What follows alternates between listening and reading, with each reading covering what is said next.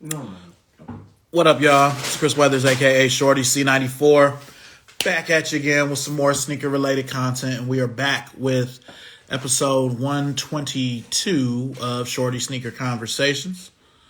What's up, Big Joe? 23 Kicks, Sick Kicks 214, Shane, What the Soul, McLaren.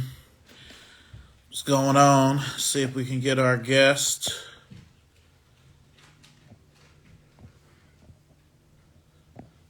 Okay, just sent the invite. What's up, Big Josh? Soul Cafe.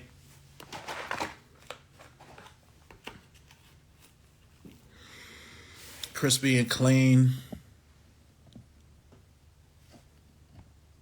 Send the invite one more time.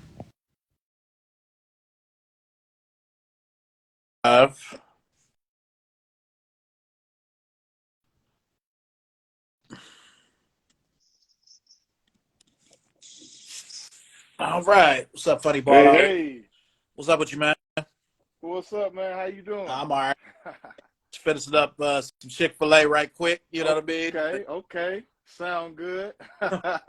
Just finished a little bit of chicken Alfredo myself. Okay.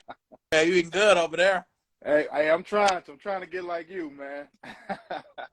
Man. Man. Yeah. Welcome. Well, for everybody knows who you are, but for everybody who doesn't, you mind introducing yourself? Well, everybody, my name is Damon or Dame. I have two accounts. Most people know me as LSX Poppy, but I'm also the Soul Cafe 23. That's where I handle all of my shoe content because, I'm big into cars and shoes. So I kind of try to find a way to split both of those things up. So just felt like it's time to really give my sneakerhead personality a voice now. You know what I mean? I've been at it for a good amount of time, and I felt, why not now? We're not getting any younger. Right. Okay. Mm-hmm. Well, one thing I always ask right quick, where are you from as well? Cleveland, Ohio, 216, baby, 216. Okay, let's go. Yeah, Let's yes, go. sir. Yes, sir. Now, as a Clevelander myself, what Yes, part? sir. I know. You pretty big in my head, man. Like I said in our messages the other day, it's an honor to be here, for real. Oh, wow, man, that means a lot, man. Thank you. No doubt, no doubt. What area of Cleveland are you from? I'm actually from the Kinsman and Union area. That's where I grew up. Okay. But I grew up. I actually did high school and all that in Bedford. So I've always, been. I wouldn't say scattered around the city, but I've been around. Nah, I feel it. Yeah, I always I was surprised when where Kinsman and Union split That where fort. it was and turned it into a Hadidi Petroleum. I'm like, man, what is going on? Yes, sir. Yeah, man. It was always confusing to me as a kid, but it's a hidden treasure right between that fork. That gas station has the best corned beef sandwiches on the planet. If any Clevelanders in here, you already know what I'm talking about. You being a Clevelander yourself, you know what I'm talking about as far as the corned beefs go. Yeah, so it's like Slimer's level? Uh, I don't want to get struck down for saying this, but I think them and Slimes can go neck to neck, man. Yeah, Oh, it's a big deal. I don't know how it is now because I haven't been, since I was a kid. But that area is not as friendly as it used to be. So I don't hang around there anymore. But when I'm in the area, I might send somebody that I know that still lives over there in there to get me one or something like that. But yeah, they're really good. They're really good. yeah, big from because I'm from Shaker. But Mm-hmm. my grandparents stayed on 143rd between Milverton and Kinsman. Okay. My first few apartments were on Kinsman, 140th, Okay. 45th. Not too It's far from where I was. yeah, it hurts me to see Mount Pleasant be the way that it is. Man, You know, it's crazy. It's there's like more shit. Baghdad over there now, man. Yeah, it's more shit that happens up the way than down the way. It's crazy. It is really crazy. Shoot, whenever you come back to the city, just drive in like the back roads of the Lynn Harbor area, man. Like it's really starting to get there, you know. I've heard, shit happening on Judson and Lotus. Nice areas of Cleveland to live. Yeah. Shaker houses, Yeah. especially, to me, the little area between, like right after Shaker turns into Cleveland by Hot Sauce Williams. Right. Over by Invermere and all of that. Right. Yeah, like those houses look like Invermere, Throckley, Walden. Those look like Shaker houses. Yeah. They're just a lot of the original owners are still in those houses, so they're keeping them up. You know, I think that's the last part of that side of town that's really hanging on, man. Just that little area between what's that? Cleveland, Warrensville, and Shaker. That's just that little triangle right there, you know. Yeah. Yeah. Now I will say I worked at that Lee Harvard Shopping Plaza twice. Okay. I worked there way back in 2003 and 4 when Foot Action used to be there. Okay. That's old school. Ooh, yeah. that was new when they rebuilt the place. How to do. Yeah. What's that, like 04, 05, somewhere in there? Wow. Yeah. I was at Gracemont at the time. I don't know if anybody in here remembers Gracemont. Right. Yep. Right on Glendale. Yeah, man. Yeah. I worked when it was still Villa before DTLR bought them out. Worked at Villa at Lee and Harvard in 2011. Because I opened the store on Lorraine in Westtown Plaza. Okay. I was tired of going over there. And my apartment was in Shaker, so let me go to Lee and Harvard. So my commute went from 35 minutes to 7 minutes. You can't beat that, man. Can't beat that. No matter how cheap gas is, you can't beat that. Yeah. I'm going through it now. Another situation, long ass commute, but it's all good. Yes, sir. Okay. Well, we'll just start with quarter one, which is kind of sneaker origins. Okay. What was your first sneaker moment or memory? Oh, that's a good one. I want to say my very, very first memory was I had to be, this was 1998, 99. I was about 5 years old. I don't know how I remember this, but I do. But my mother, I had this pair of shoes that I used to run into the ground. I think they were just some regular old Reeboks at the time. And I did everything in them. I went to school in them, played in them, played basketball in them. Sometimes I went to church in them, even when I wasn't supposed to, if we were late or something like that. But I remember my family had a family reunion down in South Carolina, Charleston, South Carolina. And my mother had bought me a pair of gray toe 13s. Now, this was the pair that didn't have the gray tongue. This was the white tongue version, the original gray toe 13. Mm-hmm. And I remember, and they had something that had slipped my mind, growing up. And I remember I saw a picture. She would always say, "No, I didn't buy you Jordans when you were coming up. They were too expensive, blah, blah, blah, And then I saw this picture of me with these 13s on. I'm like, well, wait a minute. You said I didn't have Jordans coming up. And she said, hey, one pair slipped in there somewhere. So there you go. I hope you're happy now. That's what she said to me at the time, But yeah, that was my very first sneaker memory right there. Big deal. I've been trying to find that pair everywhere. I can't find them. Well, I remember, for one, you said in 1998 you was 5? I was about 4 or 5, yeah. You can't come over here, man. Got me feeling like I'm aged now. No, it's cool. Yeah. But no, man. I remember when, Cleveland still had mom and pops. Mm-hmm. We had VIP Sports, which was in Lee and Harvard. There was one downtown. And they had one before my time. Only there for maybe 2 years. It wasn't there that long. Okay. But them family sportswear that used to be downtown on Prospect, and TNT, they all had the gray toe 13 in 1998, but like it didn't really come out. Yeah. It was like a sample. Yeah. So than the original Team Jordan members, Ray Allen, Michael Finley, guys like that, you Eddie only have Jones and all them. in little kid sizes, or if you wore a men's 9. Yeah. So the fact that you was like super exclusive back then, that's good. That's good. I don't know how she got her hands on those, but like today, I can't find those anywhere. Not in good condition, at least. Even in these little sneaker shops that's around town, or you just don't see stuff like that anymore, man. Especially the quality that we had back in the day. It's just not there anymore.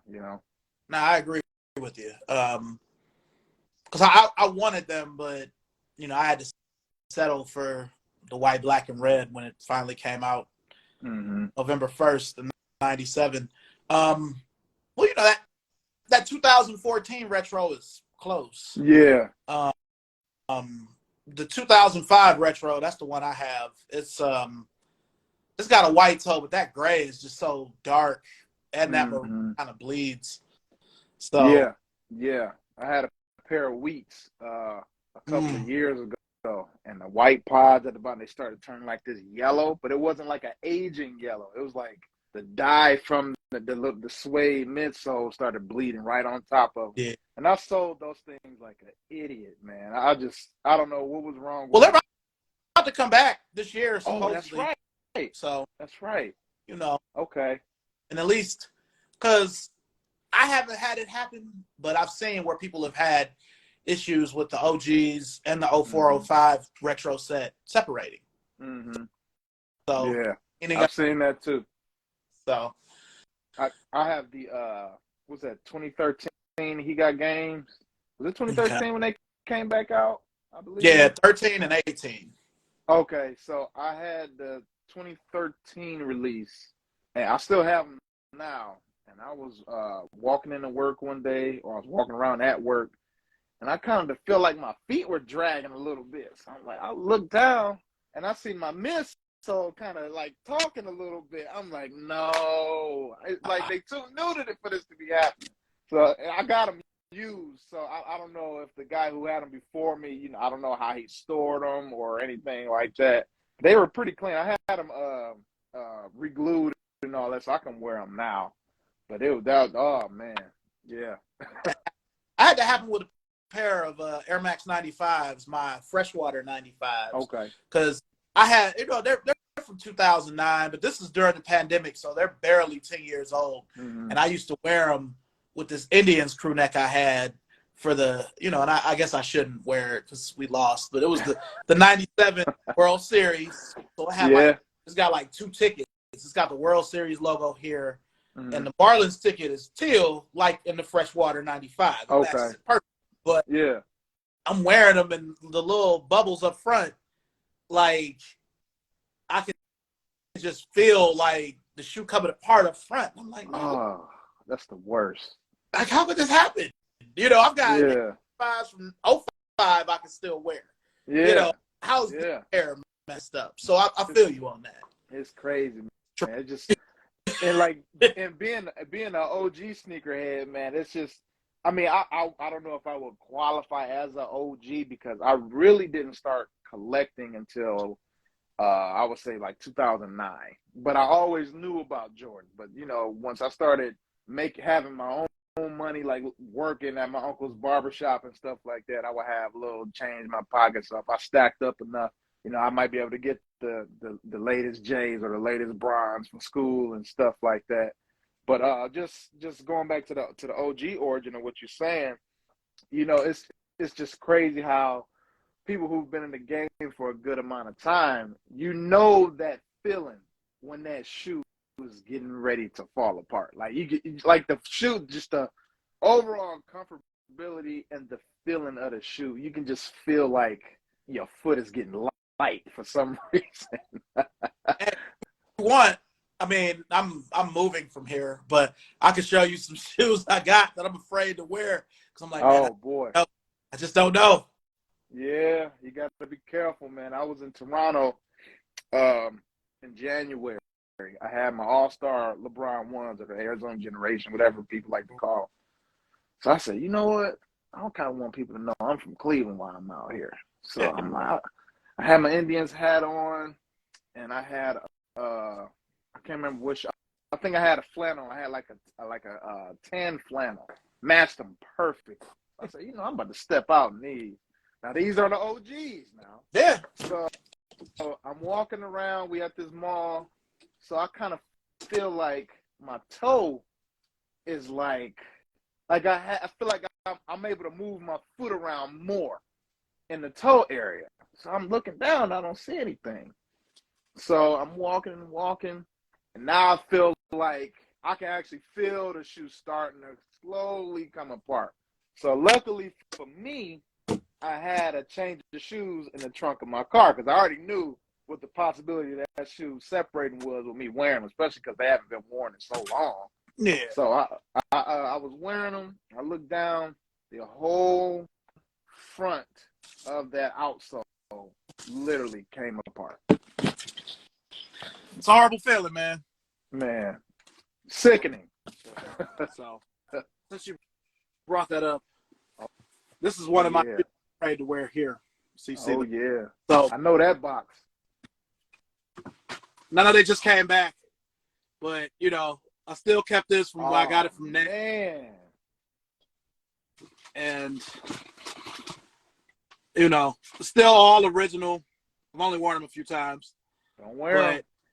Don't put them on. Oh, nah. So, Don't put them on. I'll bring that to show. I might as well just be out here. It's more out here. But that same shoe, Yeah. talking about the wheat one, Yeah. like during the pandemic, I must be the other shoe. Like for some reason, a lot of times I forget about OGs, so I was trying to kick them off, and they're still wearable, but you can see it's a little bit of space. Yeah, I see it a little bit. Oh, yeah, I see it. Yeah, so I can still wear them, but I can feel it. Yeah. You know what I mean?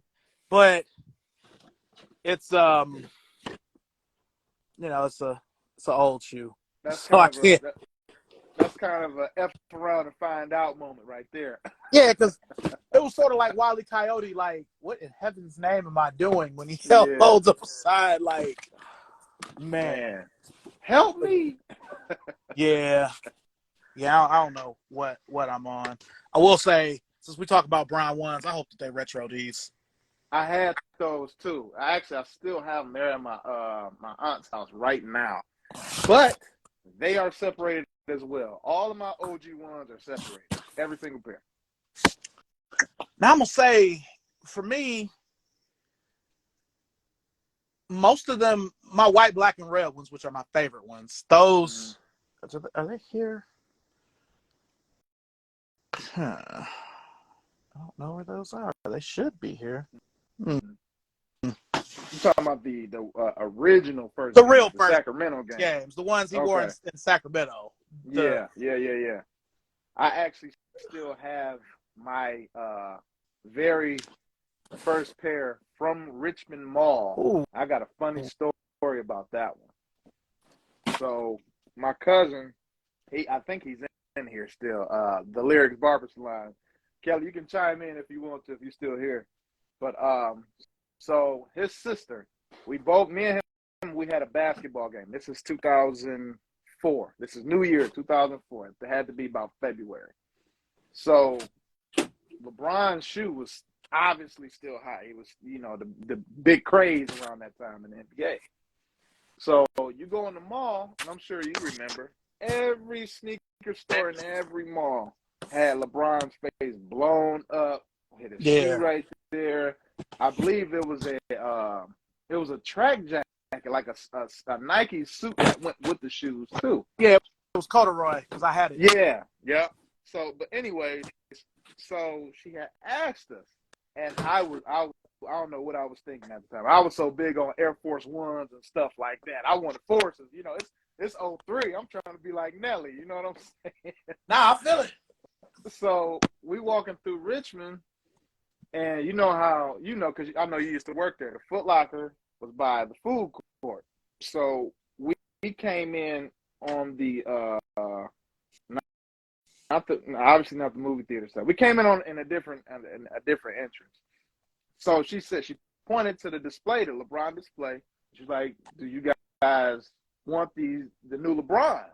So me coming from Air Force Ones, I'm like, "Nah, man, I don't like those. Them ugly. You know, I'm cool."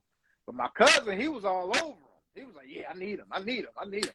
And he didn't even like LeBron all like that at the time. He was a big T-Mac fan, but that's another conversation. But so she buys him the shoes. She buys him the black with the white outsole. Okay. So I'm like, okay. So that fear of missing out was starting to kick in with me. So I'm like, you know what? She buying people shoes. Like, you know, that is a free pair. So maybe I should kind of ask if we can, dub back to Foot Locker and try to get me a pair. Huh. So we went back, and she had asked, did they have my size in the black ones? Because me and him, we normally matched each other. And he's like, no, we don't have them. We don't have them. So we turned away. I started crying and everything. Then he's like, wait.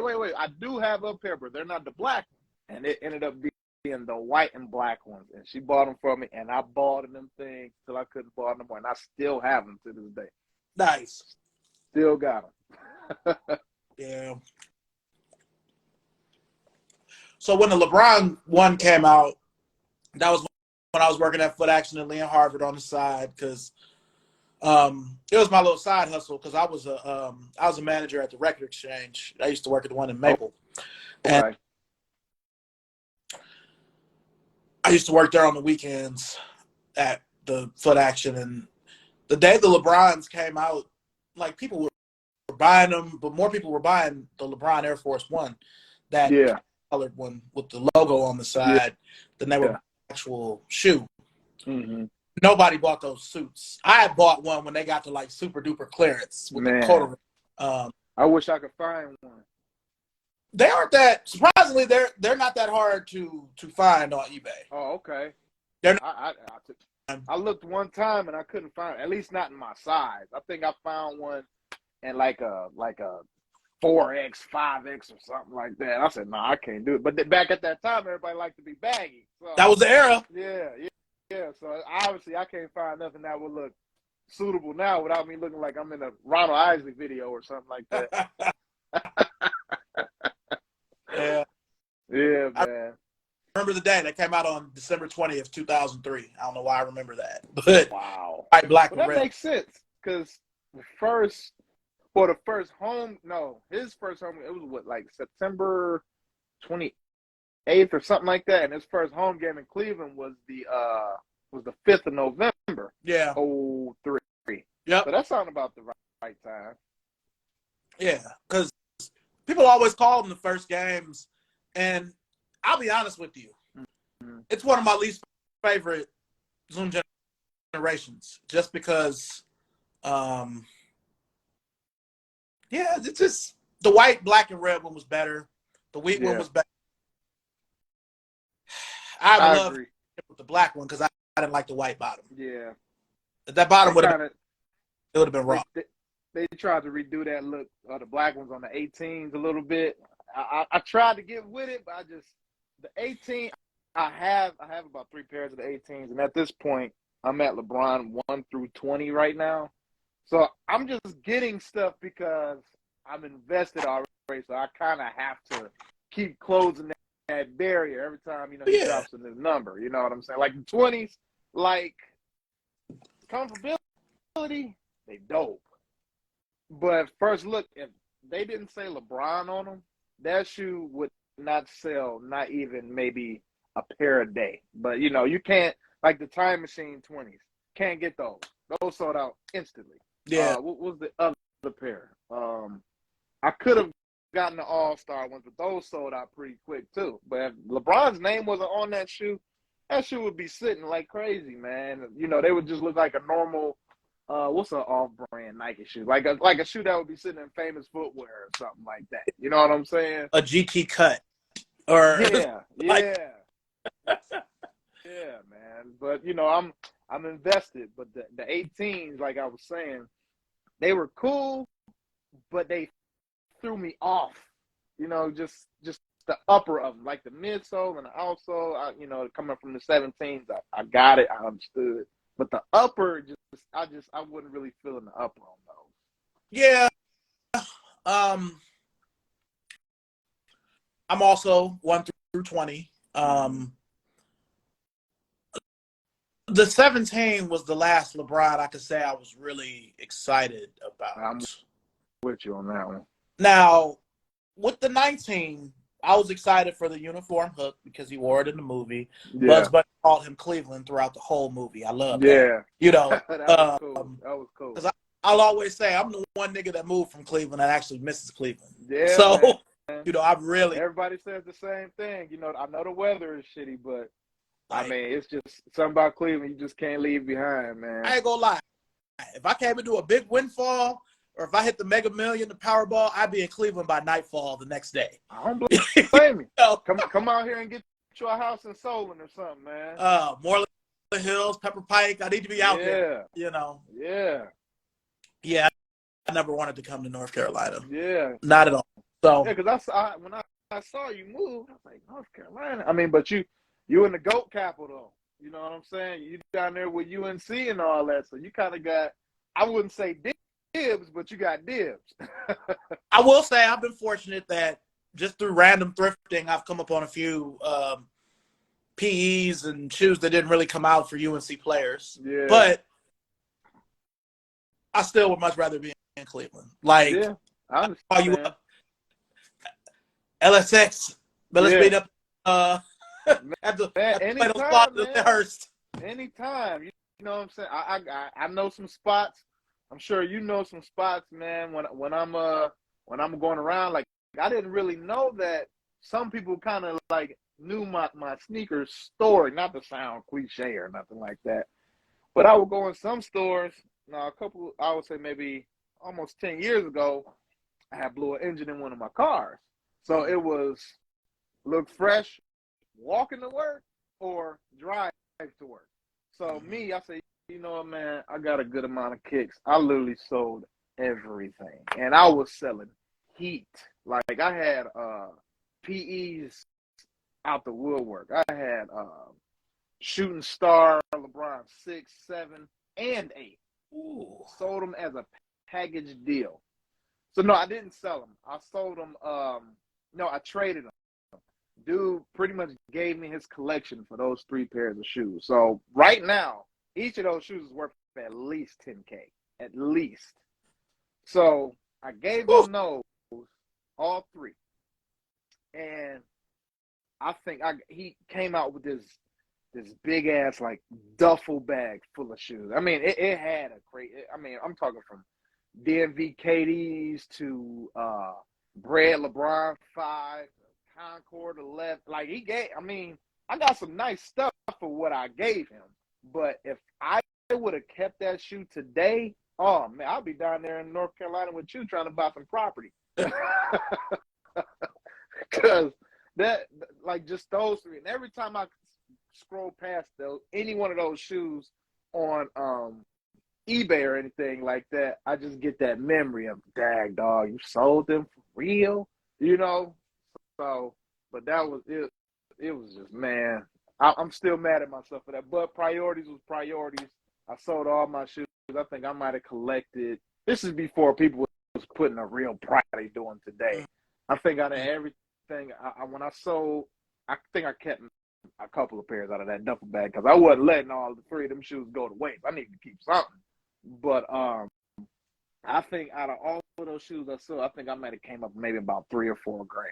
Went and bought me a car, and over time, I was slowly just buying stuff, rebuilding, and then back to my point, guy that I ran into at a local sneaker store, he says, man, Dane, I done seen you come all the way back up, man. I remember you sold everything. Now you got what you had then and some. And I was kind of looking at my wife like, he right.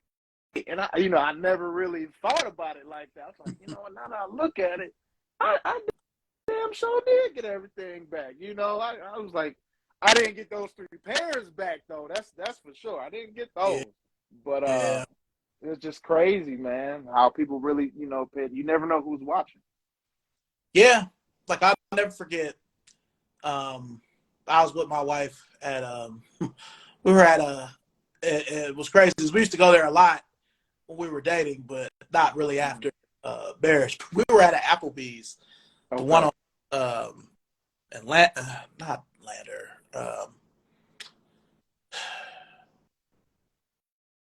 Maybe it was like the one next to the Plato's Closet. That Applebee's on Mayfield. Oh, and, okay. You talking about Lyndhurst? Yeah, in Lyndhurst. Okay, the expensive one. Brainerd. Yeah. Brainerd. And, there we go. Right. And this gentleman, he came up to me and he was like, "Man, I was gonna quit doing my YouTube," but I was just like, "Man, whatever, man. Nobody really in the sneakers for real."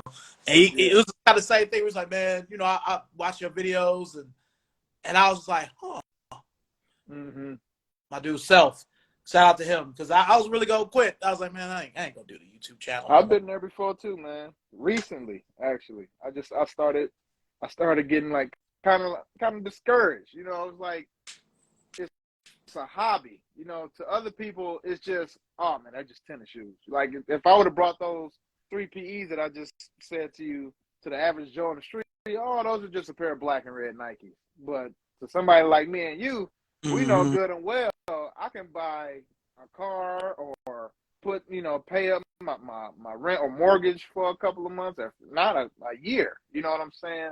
It just, everybody just doesn't appreciate, sneaker culture and stuff like that. But now people are seeing the worth of them, like StockX and gold and all of that kind of. Now everything has $1. It was like for instance, Jordan 1s. Jordan 1's always been a dope shoe, no doubt. But before, I know the hype for Jordan 1s kind of went down a little bit, but when I saw that they were like hyped, like people were going crazy over some like basic ass colorways. I'm sitting there like, I remember a pair of those back in 2010 that would just sit on the shelf. Now you got to enter a raffle for a pair of yellow and green Jordan 1s. Like, dude, I didn't get it. It was like, back, I feel like I'm aging myself by saying this, but I was like, well, back in my day, we didn't have to raffle for a pair of ones. We could just walk in Randall or Richmond or Chapel Hill, and we can just pick whichever ones we wanted off the shelf, because Jordan 1s were a shoe that we all were aware of, but it wasn't a shoe that was on people's priority list. Everybody was on what's a shoe from 5 years ago? Everybody wanted Hirachis. Hirachis was the wave, and then people wanted New Balances. Like, that's another shoe today. People going crazy on New Balance. That stuff been out. It just take one influencer or celebrity, and they just say, oh well, I'm wearing this today. And this is probably a shoe a celebrity just threw on their feet, took a picture with it, and now they're just crazy. Like when Travis Scott was wearing all those SBs blew up again. I mean, they were already big, but now they hype now. Everybody just going crazy over them. You know what I mean? It's wild. It's madness, man. Pure madness. Yeah, like I feel like, shout out to my dude Alexander John. Hey. Legend out here. I agree with what he said, but the piggy and what you're saying, I always say I feel like Jordan 1s kind of blew up in waves. Yeah. Like, to me, it started in the late 2000s with Kanye wearing the black and red and the black and blue ones. But to me, it went from those black and red ones with the X on the back, being an outlet. Band one. Yeah. Bands, those went up. The collab that Alexander here was involved in, the Brooklyn Zoo Jordan 1 with Kanye wearing them, Jay-Z wearing them. They were limited. They were thousands of dollars because of the materials. That was a thing that kind of raised the stature. The 2013 set of retros, because they brought out all the OGs in 2000. That raised it. The Shattered Backboard in Chicago raised it more. Oh, and then what made it go and reach its apex. And to me, the shoe that kind of made the Chicago surpass the bread, because remember, it was always about the bread. Yeah. It was never always about the bread, baby. When that off-white one came out and the 10, that was a moment. And to me, from 2017 to present,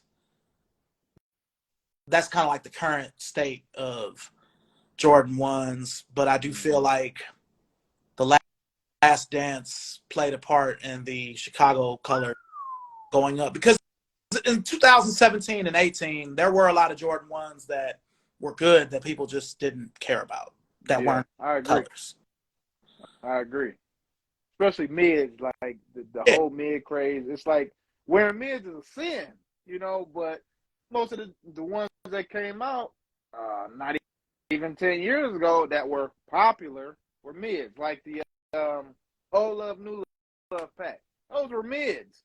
Yeah. Now, if those were to come back, honestly, I think if those came back today in mid form, I don't see people buying them. Because, oh, no, man, I can't wear mids, man. I'm not part of the mid agenda. I can't, you know, that hype beast stuff, man. I hate that. It's weird, though, like, because they brought that New Love, they brought it back in 2018, and I actually saw, you know, like, it's the one non-collab mid that people accept and respect. I don't know if it's because it originally came out in 2007, but I don't know. And I will say that's the only time they've correctly made the black toe Jordan 1 with the black tongue. Yeah, I agree. That pack. But when I was running the Next in Tower City, I had so many mids in stock. I believe it. Blue and red ones, silver ones with the blue swoosh. That's actually one I regret not getting. But man, I know exactly what pair you're talking about. So many of those anodized ones, like the foam. Like, there were so many dope Jordan 1 mids and Jordan 1 fats. Yeah, for real. Were brown. Like, they had a Bordeaux fat that it looked sort of like that gray and maroon dunk they just came out with, but it was a Jordan 1. Okay, yeah, I know which one you're talking about. Yeah. It came out like in 12 when I first started working for Next. And they were nice. I mean, I regret, it's several mids and fats I regret not getting when I worked at Villa and when I worked at Next that I should have. Especially since they were right in front of your face for your whole shift that you were there. I know you're sick about some things you missed out on. Oh, every shoe store I've worked at or managed at, there's a list of shoes where I'm like, yeah, I should have got those. Yeah. Those, you know. Yeah. Because when I was with Hibbett in Euclid, like, it's definitely some shoes I'm like, yeah, I zigged when I should have zagged on that one. Yeah. Speaking of Hibbett, man, Aaron, he I don't think he knew who I was, and this is the Christmas LeBron 20 release. So I said, you know, them is kind of tough, man. I kind of need those. So I saw he had posted that he was that his store was getting them. I go in the next day. It was on Friday. I found out they released that Saturday. I can't remember the actual date. And I went in there, man. He showed me mad love, man. Hibbett. Every time I go to Hibbett, I always get love, no matter which one I go to. But it was just cool that I ran into him at that one, because I know he's another, you know, OG in the community as well. You know, I pay my respects to everybody, like, especially you, man, because, like, it's some shoe that you post that you're wearing. I think it was the Grinches. Grinches were getting ready to come back out a couple of years ago. Oh, yeah. And I was like, I feel like he got him and he going to post him one day. And it was sure enough, posted him. I'm like, oh, he can't be doing this to people, man. Because I had him. Well, I have the new pair now. Yeah. I didn't have them at that time. So I'm like, man. I was like, I gotta keep up, because it's just getting crazy. That's kind of why I'm buying stuff now. You know, so 20 years from now, you know, let's say a shoe that's new now, retros, I can throw those on and I'd be like, hey, man, I remember how Chris was doing it back then. You know, I know he in North Carolina, but, you know, Dame in Cleveland now. Hey, I mean, Hey, I want to see that. I want to see more people from our city, posting their kicks, and you know, I really want to see that because, Yeah. I'll say it. Unfortunately, I'm getting divorced, so I'm considering coming I'm back. sorry to hear that, And man. it's cool. It's life, and so Yeah. I'm kind of 60-40 on whether or not I'm gonna come back. I mean, the apartment that I have, the lease is up at the end of January, so I'm either gonna come back, go to Columbus, or go to Charlotte, unless Nike sends me somewhere else. I'm gonna be honest with you. Columbus is hot. I know. Columbus is hot. When I was actively married, my wife and I used to go there quite a bit to kind of. We didn't want to go to some days, or sometimes it's like, well, we only got a weekend, can't go too far. Mm-hmm. Columbus is like Cleveland, but still different enough where it's not like just I'm gonna go downtown. Yeah. I'm gonna go to the house Sure. or whatever. So for sure. But yeah, I really I don't know if coming back to Cleveland is the answer, but Yeah, I don't know. I'm kind of in a place where I'm not sure if North Carolina is really where I belong. Yeah, trust me. And I know I'm younger than you, but I kind of feel like you're gonna end up having an epiphany. Like one day you're just gonna be doing something random, and you're gonna be like, man, you know what? I feel like I need to be here. Yeah. I'm not saying exactly where you're standing, but yeah, something gonna pop in your head. Like you could be watching a music video or something like that. You're like, damn, I think that's where I need to be at. You know what I'm saying? Yeah. Like I know Will Smith. I saw a video with him. He was in Miami. He said, "Man, I'm from Philadelphia, but I feel like my soul is in Miami, and it's not because it's a vacation spot. It's Will Smith. He can go wherever the hell he wants to go. Right. But he said when he's in Miami, he just feels like he's at home. So that's kind of how I feel about where I grew up. Me and my wife, we were kind of talking, and we would kind of like poke at the idea of maybe moving out of state or something like that. But I told her, especially with me being a car guy, I said, yeah, other places are nice, but it's just something about riding in a clean ass car, cruising around in Kinsman, or just riding around Cleveland, man. It's just, I don't know if that's the hood in me talking, but it's just I can't do that in West Virginia. You know what I'm saying? It's different when you riding clean. Your fit picked out. You got a fresh ass pair of kicks on, and you rolling past one of your homies with your music blast and sunroof open, your top down, whatever you got, and you chucking the deuce at all your people. It's something about that I don't think I could let go. Now I might move to a different part of Ohio, but it's just something about being here in the summertime that I don't feel anywhere else. Like when I'm in the Kinsman area or the Upthaway area, I feel like I'm at home because I got people all over that side of town. So it's like if I'm going up Judson, I got people on Judson. If I'm on Invermere, I got people on Invermere. I'm from 139th and Union. If I go down that street, people gonna know who I am. All I have to say is my grandmother's last name, or even my last name. You know what I'm saying? Me and my grandmother, we don't have the same last name, but they know who we are. So like you're gonna get to a point where you're either gonna feel it by being there, or it's just gonna be something in your mind that's just gonna say that's where you need to be. You know what I mean? Yeah.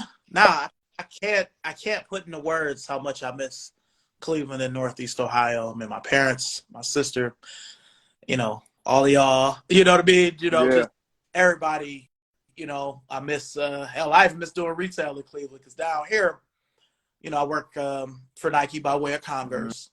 Mm-hmm. I know there's no Converse store in Cleveland, and quite honestly, I don't think one would make it there anyway. No. I know there's Nike in Pinecrest, there's Nike in Crocker, or there's going to be. Yeah. Okay. I didn't know it was going to be one in Crocker. Yeah.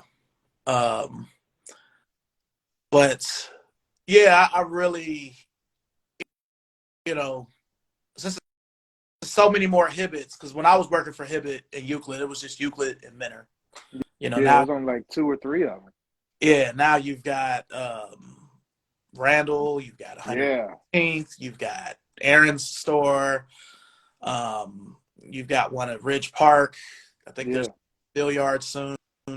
Shoot, the one at Random threw me off guard, man. Didn't that one used to be like a Long John Silver's or something like that back in the day? It was a Ponderosa, the Long John Ponderosa. Silver Okay, place. that's what it was. I rode past there. I'm looking.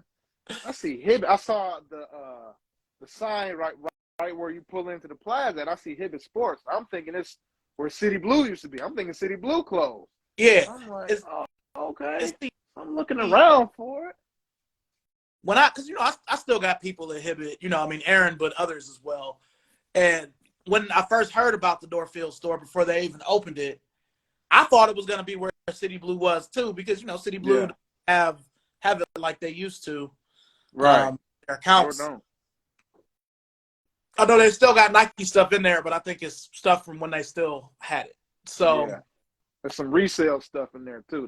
They marking shit up in there right now. like I'll never forget. This was like 2 years after they came out. They still had the Jordan 2 Low Chicago, and they had the Chris Webber colorway of the Air Unlimited, the black and blue ultramarine Air Unlimited. This is shoe is sort of like Carnivore. It's got the straps like the Carnivore, but it's got lace. Yeah. Okay. So I'm like, all right, these came out in 16, these came out in 17, and they were still full price. I'm like, this is 19. This is before we moved down here. I'm like, the fuck is going on here? These sell yet?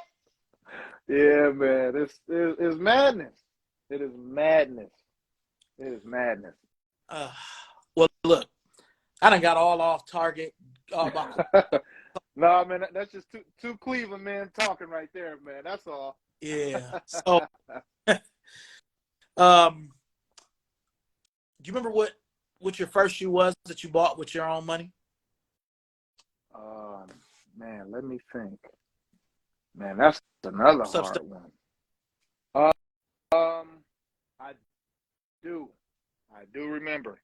Now, this is kind of late in the game. This is about 2009, 2010, somewhere in there. That I can remember. I might not be accurate. This might not have been my own money. I don't think. Because when I was in high school, we were big into trading shoes. So this is before being in my generation. This is before being a sneakerhead in Cleveland was a thing. So we would trade shoes. So I always had kicks from 2009 till now. So I got my first job in 2010. I was working for my uncle at his barber college, and I had a family reunion this year. I'm big on my family is big, so we always have a reunion. Right. But I saw this picture of LeBron and D Wade. I don't know if you remember it.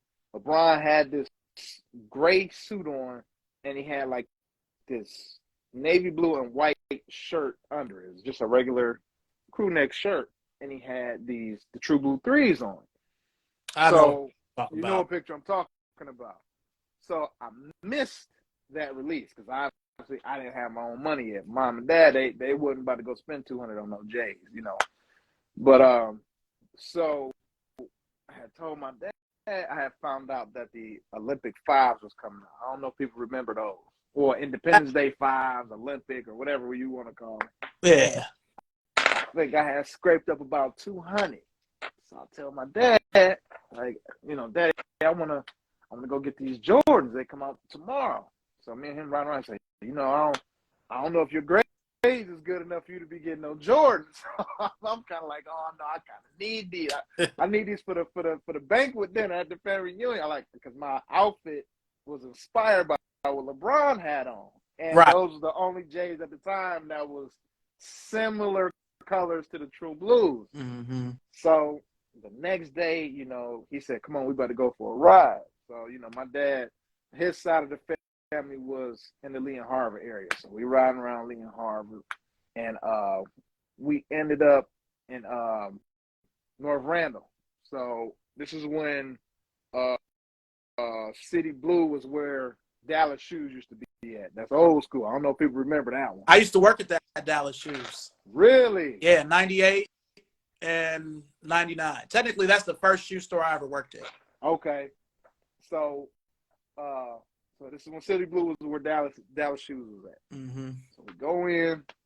I'm looking around. I'm trying to find the J's. I can't find them. So I'm getting sick. This is the only store other than New Flavor at the corner. Oh, New Flavor. Yeah, that I knew might have had them. The mall was pretty much closed. You couldn't. The only thing open in the mall was Burlington, I think, at the time. Yeah, Sears. Yeah. So I'm like, okay. So I'm starting not to see them. So now I'm starting to get salty. I'm kind of like just starting to cut my losses. So I'm looking around the store. I don't see my dad. Well, maybe about a pair of Air Maxes or some Air Force Ones or something like that. I was like, nah, people wasn't really wearing Forces no more and all that. So I'm like, no, it's cool. So I think my father was looking at the hats or something like that. And the hats is usually at the back wall. So we walking towards the counter where he kind of glimpsing at the hats. And lo and behold, an Independence Day or Olympic 5, they sitting at the register. So I'm like, Daddy, there go the shoes right there. They right there. So I'm like, I know they ain't got. They sitting here. I know they ain't got my size. So I said, I'm gonna just suck it up. I'm gonna ask the guy, and I think it was a Middle Eastern guy that was working. Sounds so about right. I asked him. I said, hey man, y'all had these in a 11 and a half or 12, and he said, let me go check, and he spoke some Arabic to whoever was in the back. Said Jordan 5, and I hear somebody in the back mumbling along about Jordan 5. I don't know what they saying, obviously. So he comes out with this box. And I'm like, oh, they got him. So the money in my pocket started lighting on fire. I could feel my leg getting hot. So I'm like, yeah, those it. My dad said, you sure these the ones? Because, you can get you some Air Force Ones, $100. I'm like, no, I need these. So I got my money on the count. I literally slapped it on the count. I said, I need them right there. So he rang them up. I think it came to like $215 with tax or something like that. But I only had like $199 or something like that. So I'm kind of looking at my dad like, yo, I know you got like $10 in your pocket. You help me out a little bit. So nonetheless, man. So he hooked me up. I got him and drove off with him, man. That was my very first pair that I bought, sorta, with my own money. Yeah. I'm glad you brought up Air Force Ones because it's weird. Like, at least in Cleveland, I feel like from like maybe midway through 2008 till the end of 2011, niggas didn't really fuck with Forces. No, they started dogging them. Oh, man, and it wasn't like wearing Forces. Because I know people migrated to Dunks and Blazers for a bit. Yeah. But to me, during that time, especially after the Grinches and the South Beaches, it was about Nike basketball. Oh, big time. Slowly came back in like 12, 13. Yeah. People needed that all white, man. They needed an all white pair. Because I remember when I first started working at Next, I was at the old Blockbuster Next that was at Miles and Northfield. Okay. And, it was, I mean, you know who Zach is, right? Yeah, that's my boy, man. He showed me love every time I'm in there. Fucking Zach.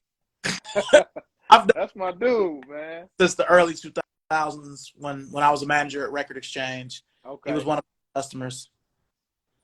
But all the mixtapes, I ordered fucking White Men Can't Jump for him on DVD when they finally made it on DVD. Wow. It was fuck. I had to call him and bother him about that. Anyway, so 2012 and 13, I worked at the old Blockbuster Next, and we had so many pairs of Air Force Ones, like Futura Forces, the Forces that Kobe and them wore on the medal stand when they got the gold medals. Well, all kinds of limited raw shit that I regret not buying now because I could have because I love Forces. Like, I've always loved Forces. There aren't always a lot of highs, but lows, mids, I feel like they make more highs now than they ever have. Yeah, I agree. Because you don't see mids anymore. All you see is either highs or the low tops. And if you see a mid, it's usually just white. Yeah. You know. But, yeah. White or black. Yeah. Well, the era that you were, because you went to Bedford, you said, right? What year did you come out of Bedford? 2012. Okay. So during your high school days, what were some clothing brands that you used to rock with said sneakers? Oh man, I would say Polo, man. Ralph Lauren. That was big, while I was in high school, man. I kind of had a cheat code to Polo though. My cousin, he's in here, the Lyrics Barber Salon. I still got some of his that I stole from him back in the day. But see, my people, my parents, we weren't poor, but you can't just walk in Ralph Lauren every 2 weeks, drop $200, and all you got is 3 shirts. Don't work like that. So what my mother used to do, we were big on thrifting, man. I still thrift to this day. That's huge in my family. Okay, we got to talk about yeah. So we would go to Goodwill, multiple Goodwills. We would mainly go to it was a Goodwill in Akron. We used to call it the Big Goodwill. It was a huge Goodwill. So my mother kind of taught me this trick where you go to Goodwill, you go to the dress shirts. And she said, it's going to take some time, but if you really want to find treasure, you got to learn how to dig for it. So I'm like, all right, I'll be over there. It'll take me about 10, 15 minutes. I go through each shirt. So I see a Ralph Lauren tag, because they all had the same tag, that little dark blue tag with white lettering on it. I will always look for that tag. And when I tell you, I used to find treasure, like shit that would be worth a good amount of money today, and that's not the only way that I got Polo. Yeah, I got Polo from the store, obviously, but a lot of people would downplay, oh man, I ain't wearing nothing that somebody else had on their back. But that's not big. That's what washing machines are for. So exactly that $200 I would have spent, or my parents would have spent at the Polo outlet or any Polo store, I was walking out of Goodwill with 3 full bags of Ralph Lauren. Not just Polos. I'm talking about, I had the teddy bear T-shirts. I had the sweaters that said the USA sweaters, or the one that actually said Polo on them. I had stuff. Some kids were like, man, where you be getting your Polo from? And I didn't have just that new Polo. I had that vintage shit. I had, that old school. I don't know if Purple Label was around back then, but I had like stuff that didn't have a actual horse on it. Yeah. I had like actual Polo. You know what I'm saying? Me and my cousin, we would go out. He would have the new stuff on. Sometimes I would too. But I would have on some shit that I know nobody got. You know what I'm saying? I was kind of big on that. My mother used to always tell me, God rest her soul, she used to always tell me, never be a follower. You always want to be a leader. I go by that today, even with my cars, like Chargers and Challengers, Hellcats and all that. That's big. That's popular right now. All my cars are early 2000s GM muscle cars. I'm big. I love that. I'm big on that. Them was cars that I used to see zooming up and down Kinsman and the Leon Harbor area. When I get on, I'm getting one of them. And I stuck to it. You know what I'm saying? But high school, Polo, what was another one? The vintage windbreakers were coming back. The starter jackets, those are pretty popular. The Nike fleeces, I don't think they called them tech jackets at the time. Just like a regular like Nike fleece jacket. What else was big? Nudie jeans, that was big. Ezus, yeah. Ezus, those were pretty phased out by the time I got to high school. True Religion was big too. I think that's about it. Okay. Yeah, I still wear nudies. Man. Yeah, so right where you was graduating, that was when I was starting to work at Next. Okay. And I remember they were phasing out like mech jeans and a coup, and it was all about True Religion, Cult of Individuality, nudies. We used to sell Levi's at random points, but they were trying I forgot Levi too. they're trying to move away from that. Just like Polo, it's like they would sell it at certain times, but usually only when it was cold. When I was there, at least. But yeah, those were some good times. I asked you, was in high school from what 08 to 12, so that was that weird time when niggas wasn't wearing forces, niggas wasn't really wearing them. They were wearing Columbia boots and mainly polo boots. Yeah, I was just about to say polo boots was huge. And that weird Aeropostale American Eagle Hollister. You remember that? That was all like during that time you were in high school. That preppy stage, man. Yeah. Everybody wanted to be prepped up. They wanted to be like Young Dro, man. Yeah. That was a weird time. I mean, I was glad that I was shit. I mean, I was already in my 30s by then, but I'm like, I still be interested in like what I would see the kids wearing. I'm like, that's just some stuff you can't get on board with, man. Because it kind of reminded me of when I was in middle school going into high school. I always call that the Tommy Nautica Polo Renaissance. Yeah. You know, like 94 till about 98. Because to me, before 94, it was all about Cross Colors and Carl Kanai and a couple other random brands. But from 98, like that summer of 98, everybody had a fucking FUBU jersey. Everybody. White people, black people, everybody had a FUBU jersey at 98. I believe it. You know. Shoot, 98, I was 4 years old. So I remember I've seen pictures of me around people with that type of gear on. Yeah. But that was before my time. Yeah. So, because I worked at Randall from 98 until 01. So, during that time, that was when I always call that the urban gear takeover, because Rockaware came out in 99, Sean John came out in 99, Academics came out in 99. So Fat Farm and FUBU were really strong. Mecca. So that was the shit. Knee check. Yeah. That was a big one. My father, he was big on the knee check. And Averex. That was big too, the Averex jackets. I still have my Averexes. Like, really? Oh yeah. I mean, the money that I spent at my homie Ant Hollins, he gave me a shot jacket. The bitch, he gave it to me as a gift a few years. Yeah. It smelled like Randall. It smelled like that's my dude too. I'm always keeping this. So I don't blame you, man. Especially how much they used to cost back then, man. You got to hold on to stuff like that. Yeah, but in Cleveland, like 99, 2000, Rockaware. Yeah, Pelly. Oh, how can I forget?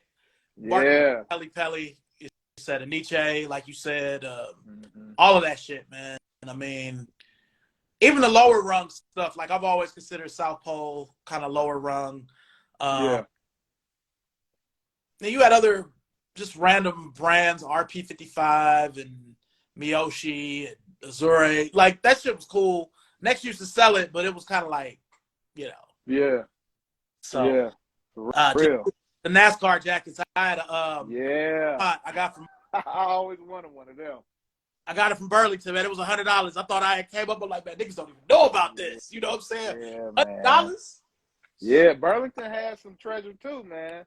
Yeah, I still got all that shit, man. I ain't even gonna lie. I don't keep up with it here, but I can't let it go. I don't blame you. Like I said, I don't know who I'm talking to telling you to keep up with your stuff. Like you don't got stuff from back in the day anyway. But Jabot jeans, that ain't how you spell Jabot, but I get it. Yeah.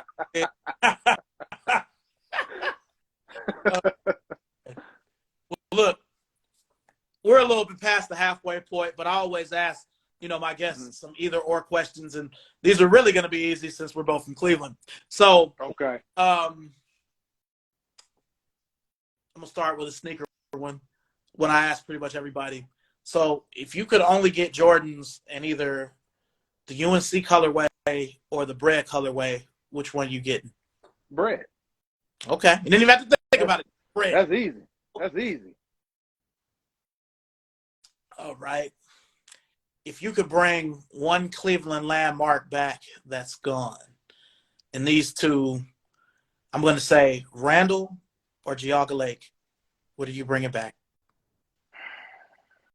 Man, Geauga Lake, that was a treasure for us. That was a big deal. But me growing up in this area somewhere, I gotta bring Randall back, man. That's just for the culture. Yeah, we just for the culture. Losing Randall from a sneaker standpoint. That was our sneaker place.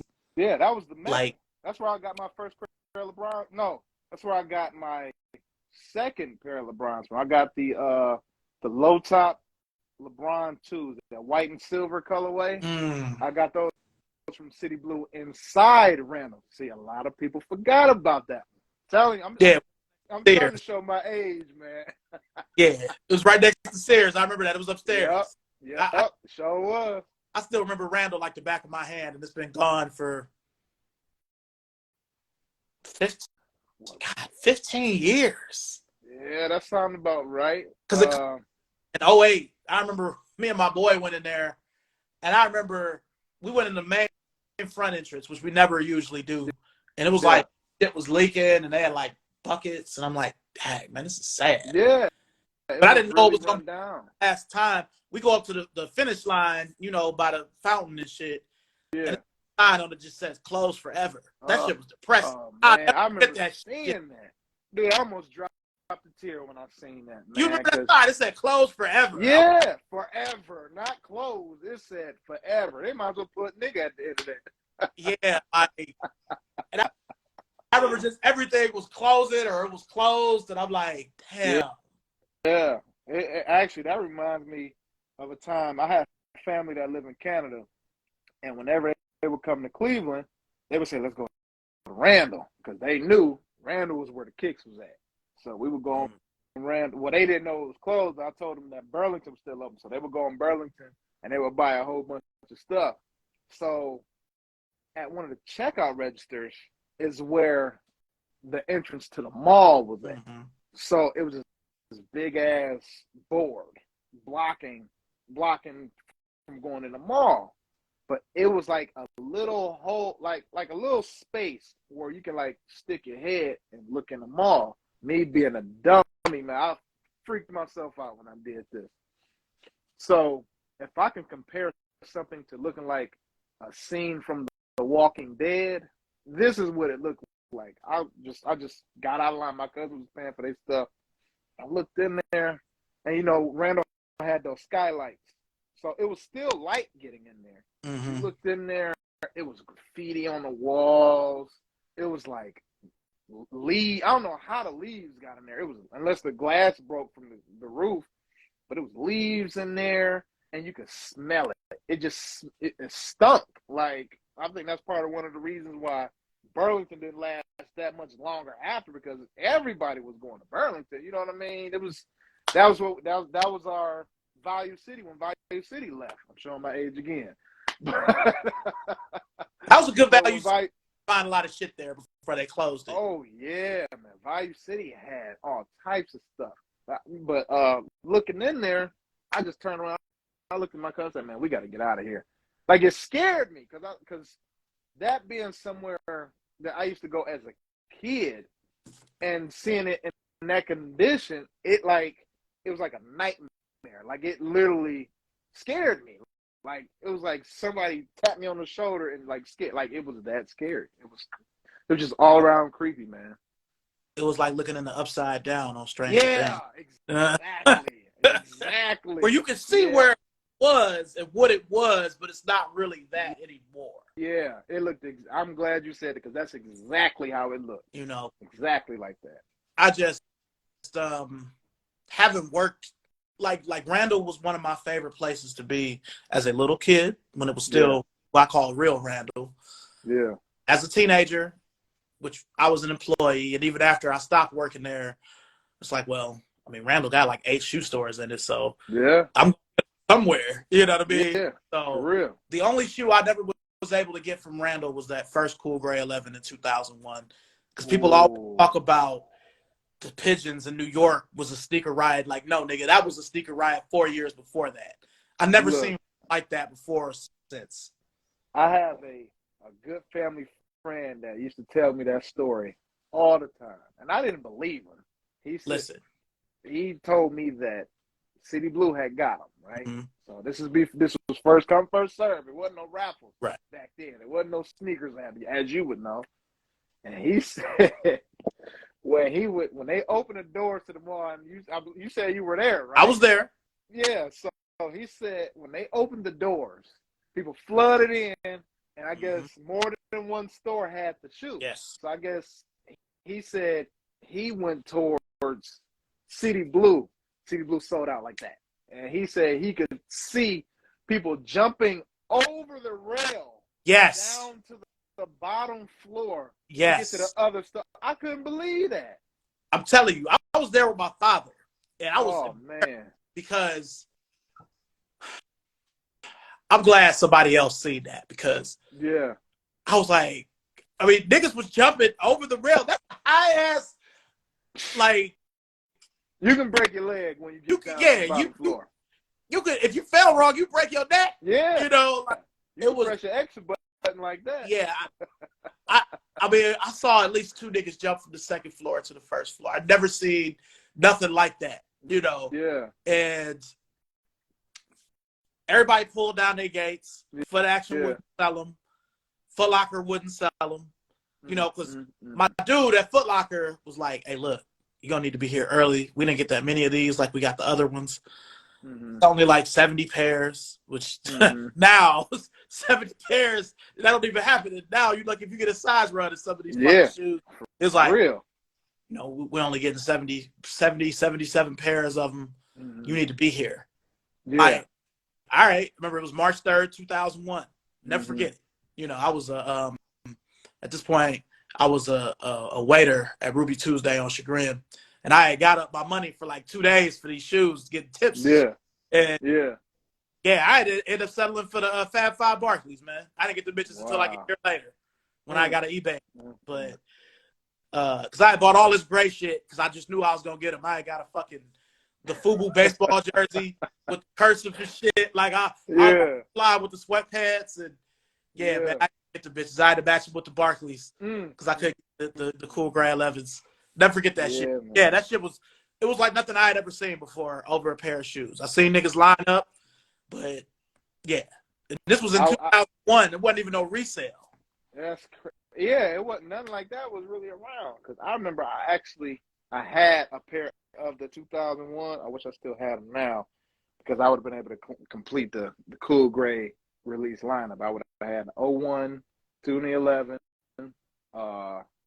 low top cool gray, and the pair that just released. What was that? Last year before last. 20 I had all of them. 21. Yeah, so I would have had every pair, but I ended up selling those back in high school, back in my shoe trading days. You know, I got some good stuff for them, but I that's one shoe I wish I would have held on to.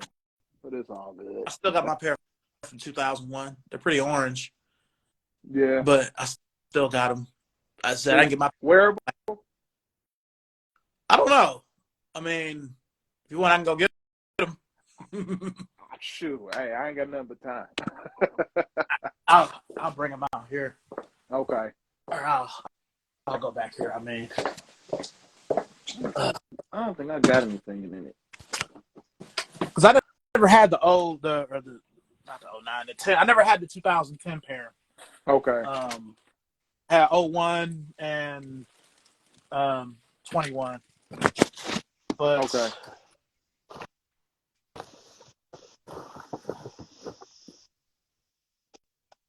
Oh wow. Yeah, man. Your pair leather isn't brown though. Your patent leather is still gray. Yeah. From what I can see. Yeah. As I said, I wore these quite a bit, so yeah, gray shoe was made to be worn. hard to peel a little bit, but yeah, I used to rock out with these. Yeah, you can show those to somebody, to a new sneakerhead today. Like, oh man, those are cooked, man. Those are cooked. People just don't know. My man, they just don't know. Yeah, which sounds crazy. Yeah, man, for real. So, all right. So just a few more either or questions before we get back to it. Okay. Would you rather the Browns win the Super Bowl or the Cavs win another NBA Finals? Man, I'm saying this for my father, man. I'm gonna say Browns get the Super Bowl, man. I'm just gonna say it. We experienced the Cavs getting there and winning. I mean, we at a point now where if we've seen the Browns just so much as make the playoffs, we'll be happy. But the Browns going to the Super Bowl, that would be huge. I would say the Browns. Now, I'm going to say, I'll never forget how Cleveland was when the Cavs made it to the finals in 2007. Yeah. Me and my homies, we went riding around. One of my really close friends, he had a expedition at the time. We used to just pile up into his shit. And it was like Cleveland that turned into Carabana in Toronto or something like that. Like, it was fine ass girls everywhere. I'm like, you live in Cleveland? You live in Cleveland? Right. Where are you from? Right. What hood are you from? You don't live in Cleveland. You don't. Man, no, there's no way. But I just, if the Browns won the Super Bowl, you know it's going to be niggas everywhere wilding out, white boys turning over cars. It's gonna be crazy. Niggas gonna be shooting in the air. Dude. Cleveland is gonna burn. That's why I was telling my father the other day. I'm like, if the Indians would have won in 2016, it would have just been too much.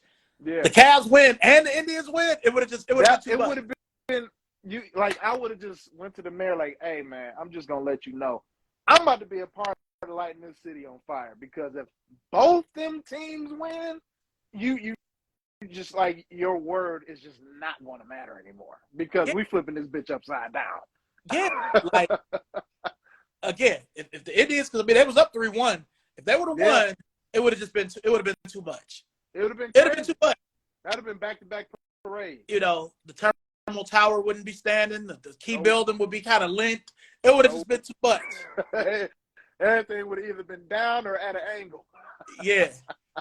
Like, it would have been too much. So yeah, man. Oh man. All right, funny. We'll just jump right into the current sneaker game. Okay. Now, what's the hardest L you've taken on a sneaker since the pandemic started? I have a couple, but I have one specifically. Okay. And this is recent. This is last year. So I had got word Big Bang 9s was coming back. Okay. I'm like, oh yeah, I missed them in 2012. I couldn't get my hands on them. Like, it's personal now. I need them now. So I'm like, I already know Chris gonna post them. I know he gonna post them. I know he gonna post them. I'm just waiting on the day. I'm like, because you normally post the week of the release. I kind of noticed that pattern. So I'm like, I know he's gonna post. You got me. So you finally posted them. I'm like, damn, man, I gotta get them for sure now. So I'm telling my wife I'm at work. They release while I'm at work because I work second shift. So I'm telling her, I said, look, I need you to log into your work computer, log on your cell phone, and log in on your MacBook. I'm at work on my work computer and on my actual cell phone. So they dropped that 10. So every device I'm hooked up to is waiting in line. So I'm like, all right, I got about 5 screens. There's no way I'm going to miss. There's no way. And they LeBron. So I'm like, people ain't really wearing Browns no more. So I'm like, well, I kind of got an advantage. Everybody on Jordan 1s and all that stuff right now. So I'm like, all right. So I'm waiting. I'm like, yeah, I'm going to hit on at least one. At least one.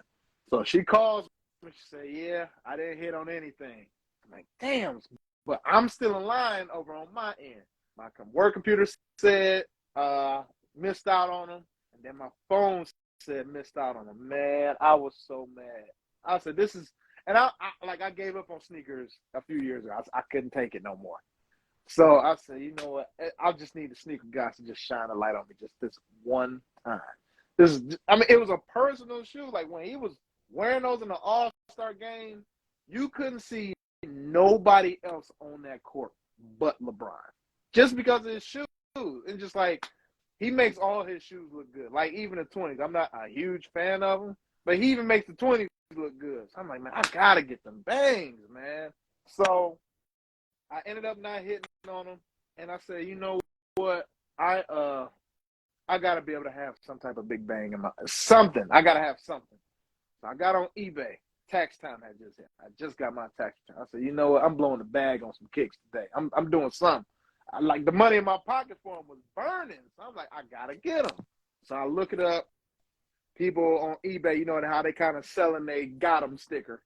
So I'm like, you know, I ain't falling for that. You ain't about to get $350 of my money, and all I see is just you saying that you so-called won a raffle. I can go on Google and screenshot that. You know what I'm saying? So I said, you know what? I'm going to look for some OGs, some clean-ass OGs. So I'm looking. And remember, I hit you up about LeBron 9s. I said, man, what size do you get a 9s? Because a 12 is killing me, and I wear a 12. I remember you told me you went like a half size to a size up. So I'm like, man, but I don't want them to flop on me. So I'm like, you know what? I'm just going to look for a 13 anyway. So I'm looking, and I finally saw a pair. But it said you had to go through eBay authentication and all that. I wasn't really hip to that kind of stuff. It was just, you see, I know what a real pair of Big Bangs look like. Mm-hmm. So I was always used to click it, buy it, and ship to your house. So came up on a pair. I think I paid maybe $250 after tax and shipping and all that, which ain't bad for a shoe that was almost reselling for $1,000 back in the day, you know. So I bought them.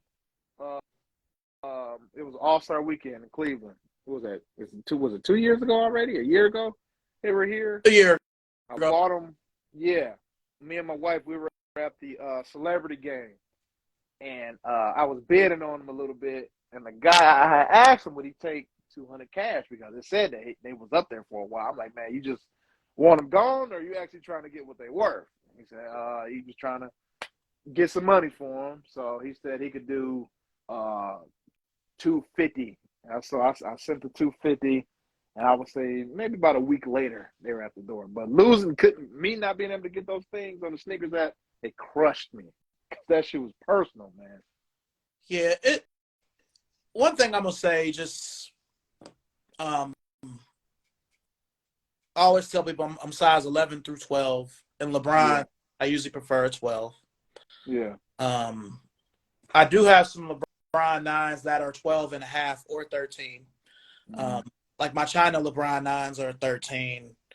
Yeah. But they run so small, and I have to wear orthotics anyway because I have plantar fasciitis really bad. But okay. You know, they're such an oddly made shoe that I don't understand why they made them like that, because they're like, I feel like foams are kind of like that too. Like yeah, because I got a pair and it hurts me that I can't wear them. I got a pair of the royal blue. I think that's what they're called, the royal blue, the original blue foam. Actual pitties. Yeah. So I have a pair of those in a size 12, and I can't fit them. And I'm sick about that. But I got a pair of coppers in the 13 that I can hop, skip, jump, do whatever I want to do with, you know. I hate that. I don't know if they made it with the same material or something. I don't know. You know, you can always send that 12 over here. Hey, we can definitely talk, man. We could Yeah. definitely talk. 'Cause Because I've been trying to sell them and nobody's biting. So we could definitely work something out. Okay. Yeah, 'cause I have an OG pair, but my pair from 2011, they look like the OG pair, like the bottom is so, and I didn't buy them when we had them at Next in 2017. I just was like, Mm-hmm. Yeah. 250. He's 250. But Yeah. but Yeah, yeah, man. what's crazy, what I was gonna say is with LeBron's, it sucks. I always say if you wear, once you pass size 11, LeBron's get weird. Yeah, I agree. Because, and I hate to say this, I'm not saying it's to pour salt into the wound, but in a size 8, those big bangs sat around on Nike where with my swoosh account, I could have got them bitches for $69. Man. On size 8, though. You know what kind of hurt me?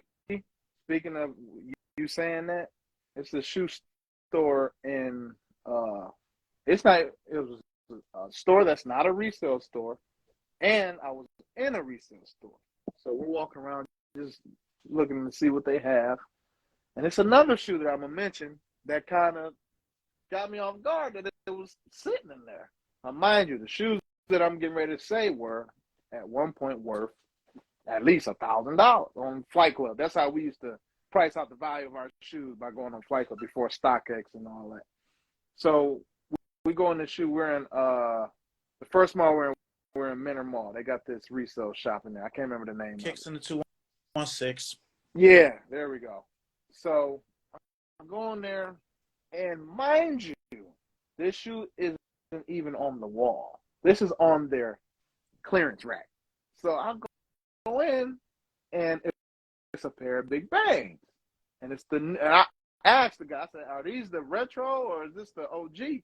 I couldn't really tell. He had them stuffed pretty good. I couldn't see the size tag and all to see the year and all of that. And he said, no, those are the recent ones. They had a little tiny scratch on them. He had them for sale in a size 9 for $80. $80. Yeah. That was the first shoe. So we swing around. No. And then next in Summit Mall had Big Bang. They had the Big Bangs, the blue and white LeBron 2s, and they had the gold and white LeBron 2s, all sitting next to each other. Sitting there. They didn't have big sizes, but they were just sitting there. And then the second shoe that I was going to say that blew my mind completely, I'm looking on the wall now. Now I'm in disgust that shoe, that Big Bang, is sitting on anybody's clearance rack. First of all, I'm just disgusted. So I turn to my left, and they have literally wall just of LeBron. So they got a couple pairs of the Zoom Generations up there, DS, a couple OGs that's real clean. They got a pair of South Beaches. So I'm like, okay. So if y'all wanted 80 for them bangs over there, I know I'm going to get them for a steal. So I go look. They weren't my size, so that's kind of why I passed on them. And I looked. They wanted 200 for them. OG, no separation, had original box. The bottom was still like that minty, bluish, greenish color. Flawless. And they only wanted 200. Either 200 or 250. One of the two. It wasn't $1,000. I know that. That shit was unheard of 3-4 years ago. Oh my goodness. You wouldn't even seen them. Nah. Like, I never owned the South Beaches until my 37th birthday, so I got them in 2017. Okay. My wife at the time had found them for me. She actually found them at Avalon Exchange. Crazy enough, they were 300. Wow. But I couldn't find them in a 12 for less than $800 for years. Yeah. Yeah. Every now and then I'd find an 11 or an 11 and a half, and they'd be fucked up with like a scraped toe or something like that, and they'd still be like $400. Yeah. Yeah. Even beat up, you were still paying almost $500 for them, if not more. Yeah. So seeing all these coveted LeBrons just become regular shoes, Fairfax 7s and stuff like that. I'm still mind blown by that release. Yeah. I still can't believe those even came out. Like this Nike next to the Converse I work at, they've got Maccabis for $150. They got like a whole bin of them. They got the regular white and blue LeBron too. They're still regular price, but them bitches will be hashed out soon because ain't nobody buying them. Yeah. They'll be on the half the box for $99.99 or something like that. You know how it go. Yeah, I'm afraid to wear my old LeBron 2s, so I definitely need those. Don't do it. I got the All-Star 2s. I'm confident enough to wear because it hadn't been that long since I wore them are the great ones. But even them are still, because I feel like the black and red ones separated on me first. But they were the first one. I always feel like the first one made a little shitty compared to the other colorways. Yeah. But when they bring that black and red one back, I gotta have it. Oh yeah, one of my favorite. There's no question. I gotta have it. No question. So, and I think if they come back, they're going to sit just like the white and blue ones did. Mm-hmm. Like I don't know if you can do it now, but about 2 weeks ago, I got on Nike.com on my phone, and I think I got an advertisement on Instagram saying, "Did you want to go to Nike and check out the latest LeBrons and all that?" And there was a picture of the white and blue 2s. I clicked on it. They still had every size. Yeah. That was unheard of almost 10 years ago. Like, that was a shoe that you couldn't get. Like, you could, even people that had the OGs, like, you rarely even would see them on eBay. You know, not for cheap, at least. You know, they would be on there. But you weren't going to be able to easily just get those. You know what I'm saying? All right. So it was fucked up. Yeah, my uncle. I think he's using my aunt's account, Rowena Rice, down at the bottom. He bought me the white and blue ones originally. I was in basketball camp. That had to be what, 04, 05 when the 2s came out. Yeah. And I remember having those, and I wore those until my feet was out the bottom of them.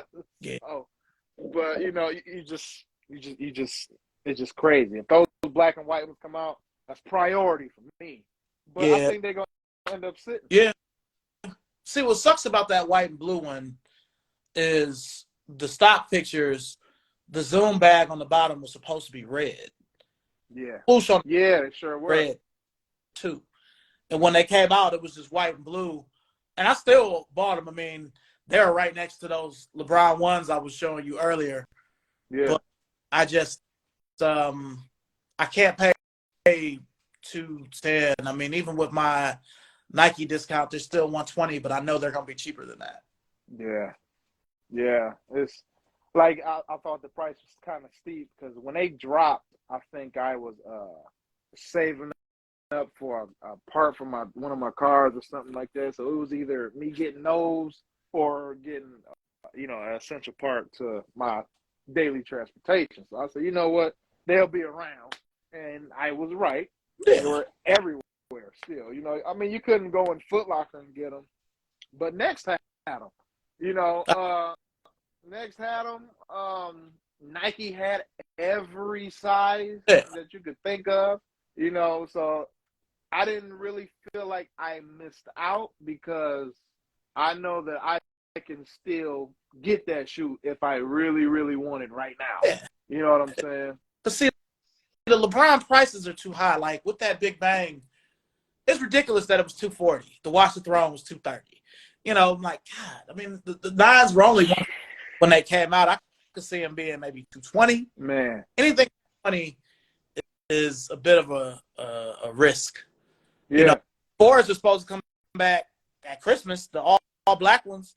They're supposed to be See, a price like that, I think that's part of the reason why foam started to sit. That price is too high.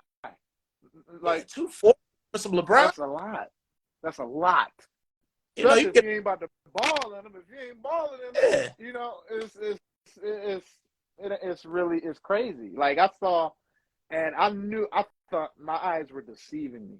Watch the Thrones, that was a golden shoe. Mm-hmm. It wasn't a PE, but it was a So, yeah, it was. We know it was a special shoe. We knew it was a very special shoe. So with this retro, or I guess public release, people were able to get their hands on them. So I didn't see a pair in person yet, and I can spot a fake LeBron 9 all day. But so I live, I'm from Bedford. So I seen this guy at the bus stop with these black LeBrons on, black LeBron 9. So it was sunny this day, so I'm looking, I'm saying, no, that ain't what I think they is. So he had to cross the street in front of my truck to get to the bus stop. This man had on a pair of these Watch the Throne 9s. Icy. And he wasn't like he had a fit to go with them or nothing like that. This looked like he was on his way to work. He had like a beat up hoodie on, some regular jeans, and he's crispy as Watch the Throne 9. So I'm sitting there like, well, if he got them, where are these at? Because I know good and well. I mean, I ain't the type to judge a book by its cover, but nah, that didn't just happen. You know what I'm saying? It was crazy, man. I was mind blown. I couldn't believe what I saw. And him at the bus stop at that. Back in the day, them shoes would have bought you 2 cars. Forget one. Or depending on where you was at, that got took off your feet waiting for the bus. Oh yeah. Yeah, those Auntie Rita bandits ain't nice, man.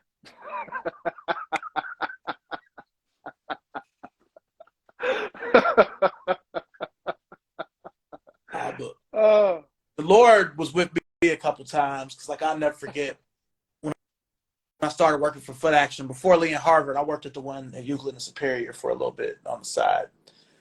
And I remember I had to go down there super duper early because they thought Cool Grade 9 in 2002 was going to be like how the 11 was. Now, I knew that. Yeah. I knew. Yeah. I'm like, they nice, but they ain't the 11s. Mm-hmm. A year and a half later, all right. Yeah. 11s is different, man. Mike didn't play in the 9. Nah. So I'm thinking of some of the things I did because at this particular time, I didn't have a car. So I was literally standing on Euclid and Superior in the dark with brand new Jordan 9s. Ooh, the morning. Man. But still, I'm like, I would never do anything like that now. Yeah. But that's that young 21, man, ain't nothing going to happen. Whatever. Yeah. Like, these bitches, I had the Foot Action bag. Like, I was out here. Like, I was like, man, I think of some of this shit. Like, what the fuck was I thinking? Like, anything can happen. That shell always been shaky, Oh, man. But yeah. That is crazy, man. Well, I'm glad you're here with me today. Or should I say, I'm glad I'm here with you today. Yeah, for real. Because, I mean, it was 02, but EC is still EC. They're the down, Man, you go deep enough. I mean, you even got to go deep nowadays. You can be on the outskirts. You still going to get some of that work. If you got a good enough target on Euclid, Oh, man. You can be on Euclid and get it. Yeah, for real. Oof. For real. Shoot, you could be some parts of anywhere up the way, man. Let your forces be wide enough. Because I can't picture not being able to walk around Kinsman in some Jordans and a fit and something might happen to me. Like, I can't accept that. Like, it's weird, but it's been people tell me, yeah, it's like that now. You can't be, you can't. Like I said, like it's some gas stations I avoid, man. Like, I got, some protection. Yeah. But at the same time, I ain't trying to have to go through that when all I'm trying to do is get some gas and I'm on the way to a function or something like that, That Gas USA at 146th and Kinsman. Oh, man. Dude, I anywhere there's a Gas USA is somewhere where I am not going to be. I pass them up all the time, like the one on 93rd. Yeah. Over that 93rd area. That one, like if I'm at a gas station and the gas station is in somewhat of a plaza, it's not a good idea. Nah, like it's a Gas USA on Euclid across from Shaw. That's Yeah, you know, do it. yeah, anything like that. Like, yeah, like I'll never forget. This was a few cars ago. I got gas. I think it's a Marathon, but I don't know. It's on Superior near 123rd.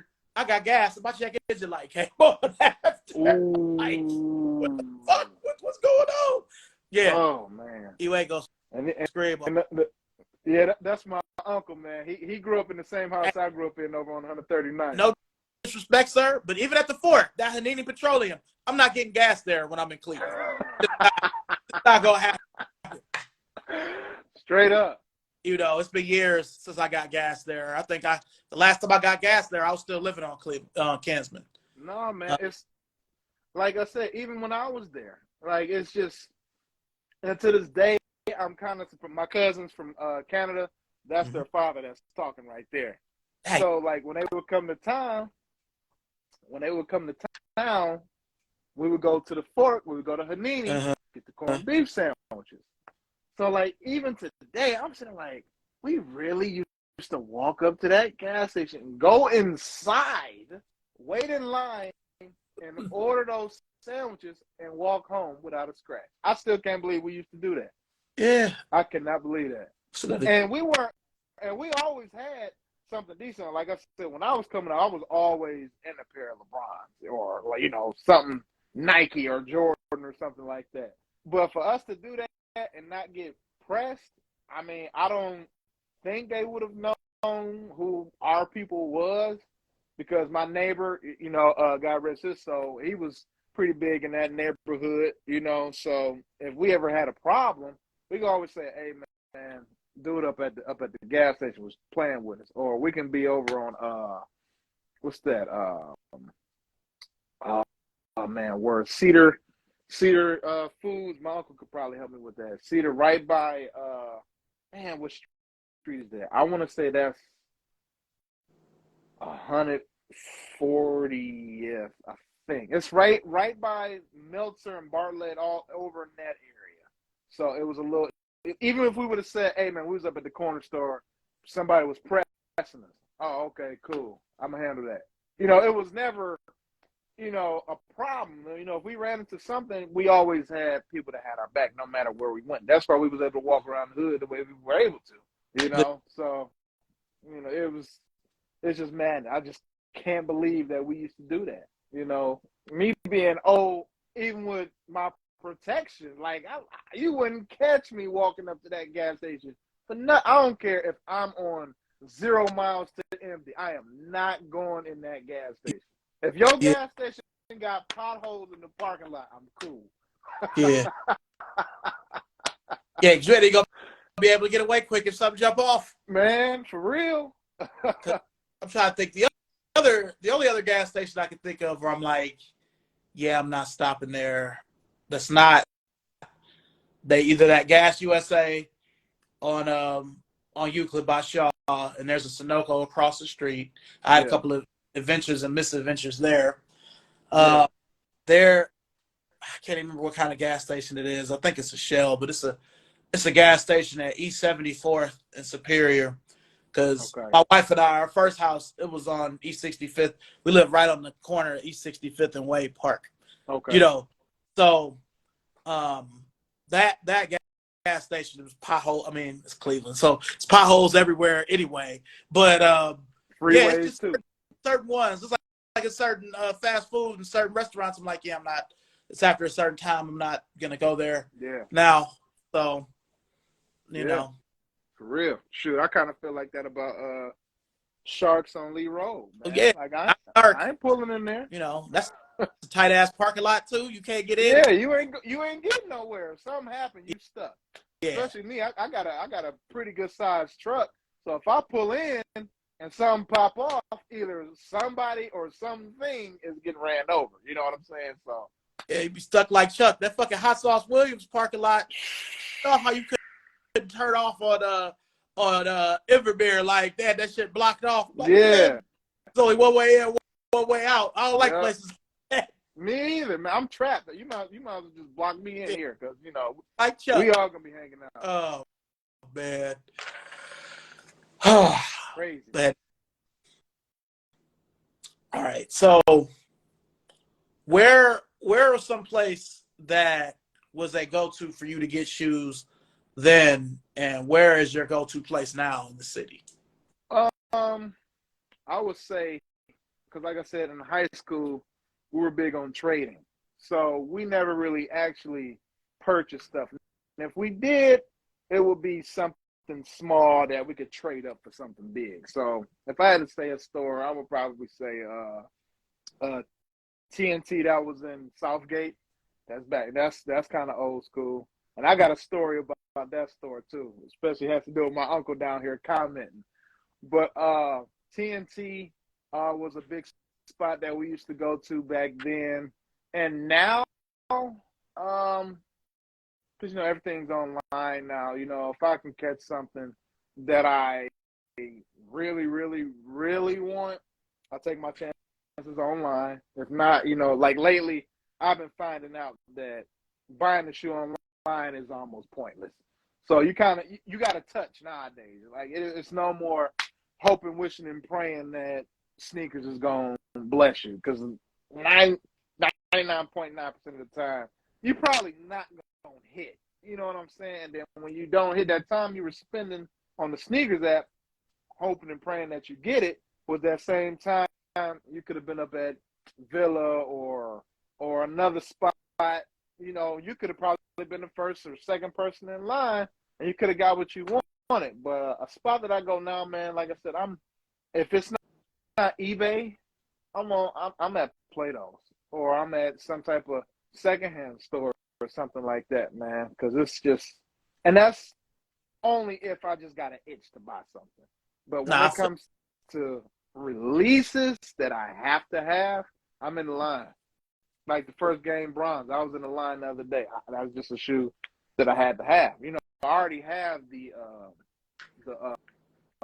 second, I guess the first retro of them, but I wore them, and I said, you know what, I want a pair that I can put up, and then my son, when he's older, I can break those out to him, just like how people do with the 85 Chicago's or 85 Bread or any Jordan 1 from that era. I want to have my own version of a lost and found in the future, 30, 40 years from now. I was saying in my recent video on my YouTube channel when I was talking about them, I kind of feel like that shoe is my generation's version of the Chicago ones. I felt like that was a pretty close analogy, of that shoe. But just back to your point, yeah, like back then we were at TNT, and now it's just, if I got an itch to buy something, I'm at a thrift store or a secondhand store, or maybe a sneaker shop if they got decent prices, or I'm on eBay. I got you. So for me, one of my go-tos, well, I'll say I had three when I really started the collectorism of my shoes probably like 02, 03. Okay. 04. So Family Sportswear, they used to be on Prospect downtown. It was like the last true mom and pop account that Cleveland had. Did you ever make it in there? Yeah, I bought another sneaker store with my father. I had bought he had bought my LeBron Soldier 2s out of there. The ones with the milk crate outsole. Yeah. So at the time, my father was working for RTA, and we could ride around the city for free on his off days.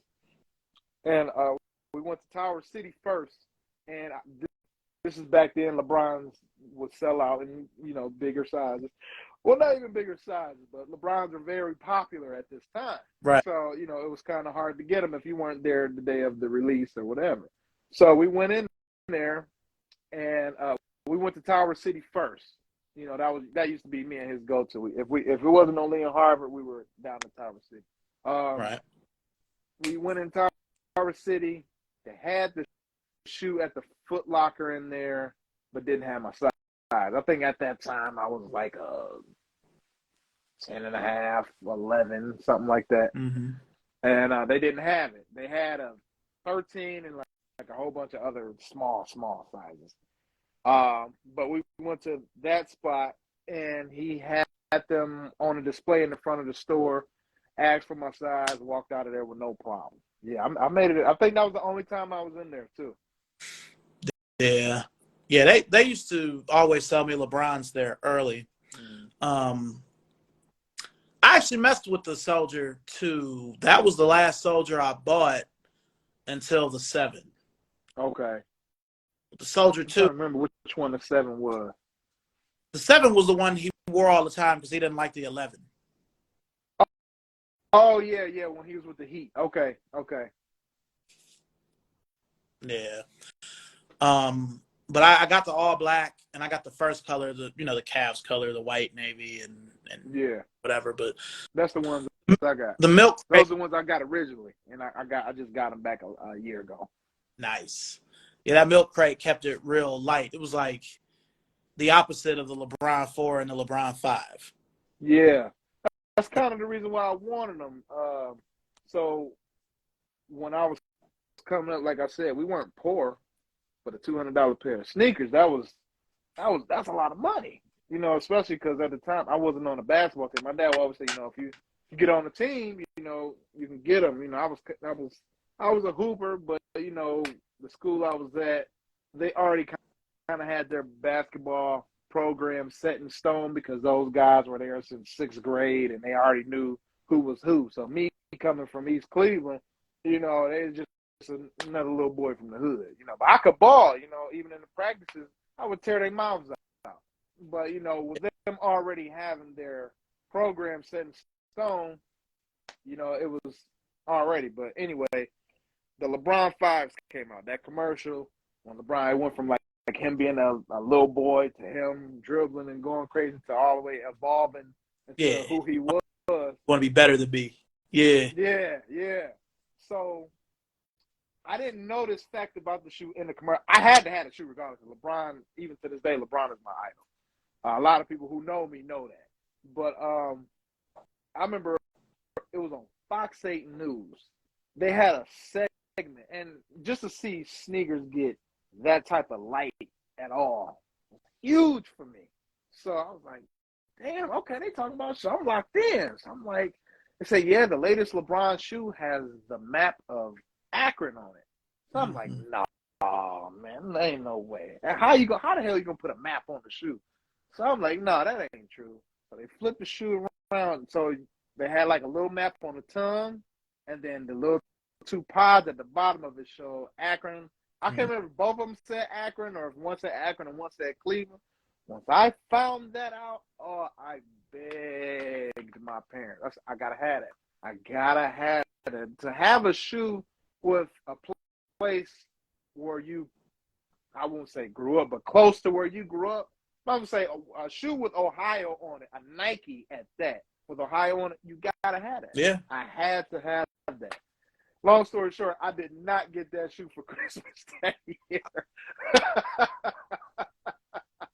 But I finally got the white and navy ones were the ones that I wanted. And I finally got those. My brother, he went to play those closets in Cuyahoga Falls. Somebody was either hurting for money, but an icy ass pair with the shoe tree still in them, sitting on the shelf. They only wanted $100 for them. I said, that man, $150. I said, hey, keep the rest.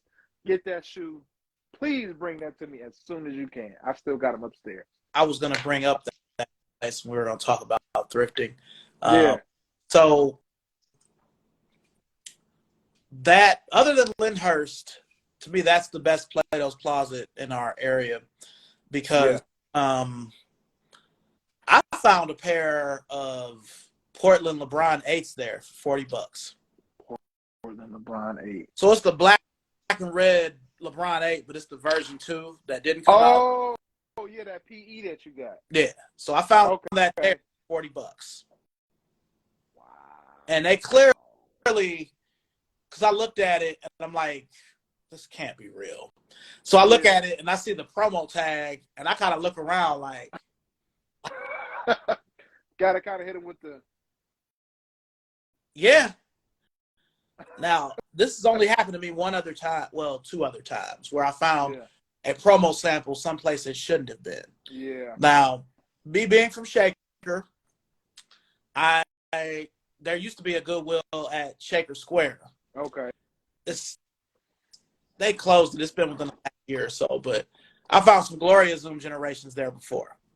I remember you posting those. I think I commented on that post you had made. I was like, at first I wasn't sure if that was like they were actually yours. I'm like, well, only time I see that shit was on eBay and they going for a couple racks. Yeah. So I was like, dang. I even showed my wife. I said, man, this dude got some shoes that you ain't never going to see nobody with. And it's sad. I think if that shoe was to come back, I mean, Zoom Generations, they always sell out. But I don't think they would get the traffic that they really deserve. Nah, they'd be like a Miami Night LeBron 8 low or some crazy like that. Yeah. But all of my, well, the majority of the promo samples and PEs I have were just thrift store finds around Cleveland. But yeah, that Cuyahoga, now they're a little heavy on the prices with the LeBrons. The prices is hefty. If you could have found a pair of them white and blue 5s in Lyndhurst, them bitches might have been $50 or less. You know what I mean? But since it's Akron, like it'd be GR LeBrons in there, and like, fuck, you want $200 for this Dunk Force 12? Like, it was a pair of I think it was like some regular ass 13s, the red and white 13s, the general release red 13s. They wanted like $180 for them. Yeah. I'm like, nah, man. They weren't even, the bottoms weren't even icy anymore. I'm like, man, I got $60. You know what I'm saying? It was like, come on, man. And they weren't even, it wasn't even recent. This was like pandemic days. And they still wanted $150 for them. Nobody even playing in nothing heavy like that no more. You know? Nah.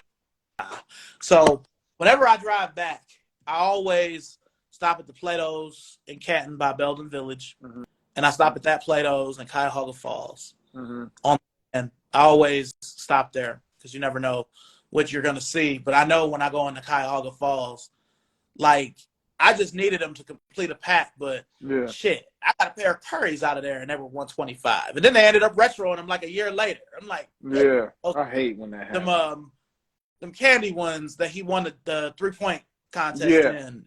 The lime green, like I got the OGs there last year, and they like I said, they were like $125. I had a little coupon, so it made them like $100. But then they just like, damn, I could have just got the new pair. It got some, came with like some figurines and some shit that the OG pair did.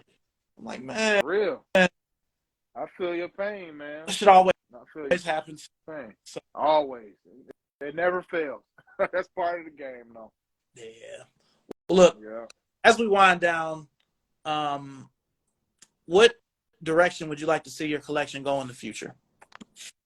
I'm gonna say it like this, man. I'm not gonna be here forever, and you know, I kind of look at it where my son, you know, he likes shoes now. He's only 4 years old, but I kind of want to make it to the point where I want to grow my collection to be able to, I guess, make him happy in the future. Because, you know, I know that's one of the things that he likes. And if it doesn't make him happy, I hope that it can end up making somebody else happy. You know, like me being this kid from East Cleveland, you know, I couldn't get all of the latest stuff growing up. You know, it was a kid when I was in school, always had the latest shoes. Always, you know, and it would be shoes that I would beg my parents for. And I know they couldn't afford them, but it would be shoes I used to beg them for that I couldn't get, and I was understanding of that. But he would walk in the class like the LeBron sixes, the white, black, and red, the original, the bread ones. Those are my all-time favorite LeBrons. If those release, side note, if those release, I will flip my house upside down. Like I have an OG pair of those that are kind of falling apart. But anyway, I would want my collection, the direction I would want it to go. I would like to continue to grow it where I'm at maybe about 130, 140 pairs now. So I would kind of want it to be able to serve a purpose for somebody else if I can't enjoy them anymore. If it's not my son, I want it to be somebody who can really appreciate them. Like I have a coworker, I'm a teddy bear man, so I have a coworker that had a house fire, and he doesn't have Jordans and Nike and Adidas and all of that stuff. And I had a pair of LeBron 17s, low top 17s. They were all black, and I always noticed that he always had all black shoes on. And he was out of work for about a week or so, and nobody knew why. So when I got word of what happened, he said, "Yeah, man, I'm sorry. And he would always say, "Man, I'm sorry. Just feel like I'm letting you down, man. I had a house fire." I said, "Man, you don't gotta apologize for nothing. There's nothing that you can really help if that is something that happened." So I noticed right before he went away, he had a new pair of shoes. He had a pair of Vans. They were kind of holy, and he had bought this new pair of work shoes. I'm like, okay. I work on like mail machines, like stuff like what the Plain Dealer used to have. So I noticed he wasn't wearing those new shoes anymore, and he was wearing the beat up Vans again. So I just asked him, and I already kind of figured what happened. I asked him, "Hey man, what size shoe you wear?" I got all these shoes, man. I can't wear every pair. So I said, "Hey man, what size shoe you wear?" Man, we were just talking. "Yeah, I'm about 11 and a half or 12. Like, man, I got a pair of shoes that I'm gonna bring to you." I said, "Do you like Nike?" Everybody is with name brand and all that. So I asked him, I said, "Do you like Nike?" He's like, "Yeah. I've never had a pair of Nikes before." So that blew my mind right there. I'm like, "Oh man, I got a pair for you in your size. I'm gonna bring them to you on Monday." I took the next day off for work or something like that. Brought them in, and this man was almost in tears. He said, "Man, I've never had a pair of signature shoes ever." And he said, "I'm almost 30 years old."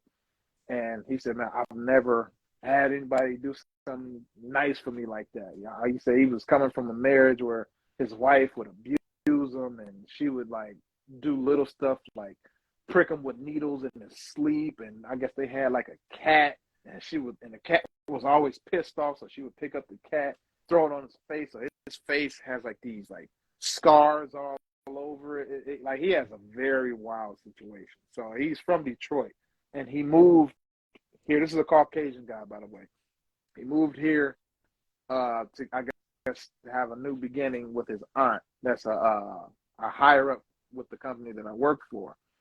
And I just told him, man, I said, I'm not trying to, be a charity case or, anything like that. But I said, I got something for you. I feel like the good Lord put me in a position to be able to bless people when they need to be blessed. So I said, man, I got hundreds. I said, you see me every day. I got a different pair of shoes on. And I see you, not knocking you or nothing, but I notice, your shoes are a little worn out. So I said, I got a brand new pair of shoes that I might have worn maybe once. I said, you can have them. I don't want that to be your only pair of shoes, because if something was to happen again, and he said that those Vans was his only pair of shoes. So when he said he started over here in Cleveland, that's what he meant. He didn't have any shoes. He had maybe a couple of shirts, pants, stuff to get him by, but he didn't have any kicks. So I'm like, man, look, I got a brand new pair. You can have them. I just want to make sure you're good. That's just me. That's just a teddy bear in me, man. When I see somebody down, I like to make sure they straight. You know what I'm saying? I know a lot of people see me, oh, that's a big dude. He got cars and shoes and all that. I already know he arrogant. I'm like, no, man, that's the complete opposite. of who I am. You know, if I can help anybody, I would. You know, so like it comes a time where, like I said, I can't enjoy my shoes anymore, and it's something my son isn't interested in. I would want my collection to be able to ultimately either help somebody or make them happy. Respect, man. Yeah, appreciate that. Okay. What's on your radar next that you plan on trying to get? Oh man, I'm trying to think what's coming out. I missed out on those reimagined threes, so I got to dub back on those. But as far as new releases, uh, um, I guess upcoming, I guess I'm kind of looking at those purple Zoom generations. I think, um, but if we're going a little further, them cherry 12's about to drop again. So that's priority right there, man. I got a picture. I'm gonna send it to you later. Tomorrow. I'll send it to you tomorrow. I know it's getting late. But I got a pair of me in high school. I was all skinny. I had a little Wiz Khalifa afro.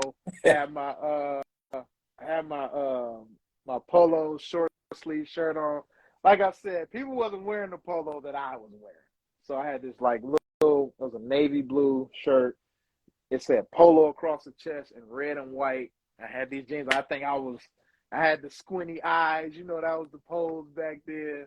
And I had on those cherry 12s, man. And I that was another shoe that I sold when I ran into that problem with my car. But I would say those purple LeBron, no, first Reimagine 3, purple LeBron, and the cherry 12. Okay. Yeah. All right. So before we close off, did you have any questions for me? No questions, man. Just I just want to be able to give you your flowers, man. Like I said, I've been big fan of yours, especially you being from the same city that I'm from, man. Just you've been like an inspiration. You know, I could just see your passion for these shoes, and like I can kind of see comments where sometimes people might not like what you wear, or some people might say, you know, stuff that they can really keep for them to themselves.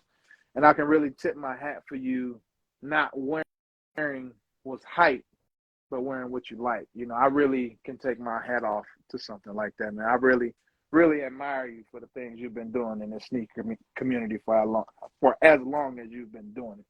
You know, I just wanted you to hear that from me myself. This is me giving Shorty C, Chris Weathers right here, his flowers, man, because it's not often I see that, man. It's just it's too much jealousy out here, man. Too many people losing their lives over jealousy, and it's just not enough black men at that giving each other their flowers. And this is me giving you your flowers, man. And I really appreciate that, man. Thank you. No problem. Thank No problem, man. All love, all love. Oh man. Well, since you thrift, you know, it's great to hear that. You know, we gotta definitely hit up a store or two. It's time. Some of my go-tos when I still lived in Cleveland, any Value World location, any of Okay. those, side or west side. Okay. Most Savers locations, the one on Lakeshore is my favorite. Oh, okay. I didn't know that. There is a really good Goodwill at Bayfield and Psalm Center. Okay. There is a really good Oh, it is. Yeah. Okay. I know that one. There's one on Vine Street in Eastlake. Okay. That's really good. Of course, both Avalon Exchange locations, Lakewood and Yeah. Coventry. You know, Avalon Yeah. is what it was. Yeah. There is a store on Larchmere called Misfit Exchange. Misfit Exchange. Yeah, Okay. it's like, well, a guy that I used to work with at Next, and a guy who used to be a manager at Avalon Exchange made their own store. Okay. It was actually Channel 3 yesterday. Really? Okay. They gave it a little featurette. I think of where else I used to go. I could tell you.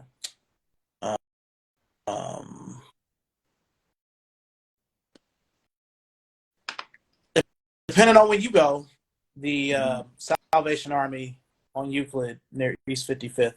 I used to always find shit there when I used to live down there. Really? Mm-hmm. My uncle used to go to that one. He used to have a barber college on 55th. I don't know if you remember Lake Erie Barber College. I don't know if you ever seen that over there on 55th. In passing. Yeah, my people he used to own it. It's not there anymore. Okay. But yeah, we used to go to that Salvation Army a lot. Now, I don't know if they've gotten it together, but they used to have a really strong smell in there. So once you get past the smell, it's man, it's pretty good. yeah. Where else? There's another Goodwill that's really good on Menor Avenue. Okay. It's right at the Menor Painesville border. Okay. I'm just trying to think of where else I could tell you that I would be going if I were still around. I hate that they closed the Salvation Army on Northfield down. I really hated to hear about that. Yeah. That one was a bummer. I used to go to that one. You know, just like, you know, it used to be a really good Unique, you know, in the old Burlington before it moved into the mall. Yeah. That was a Unique, you know.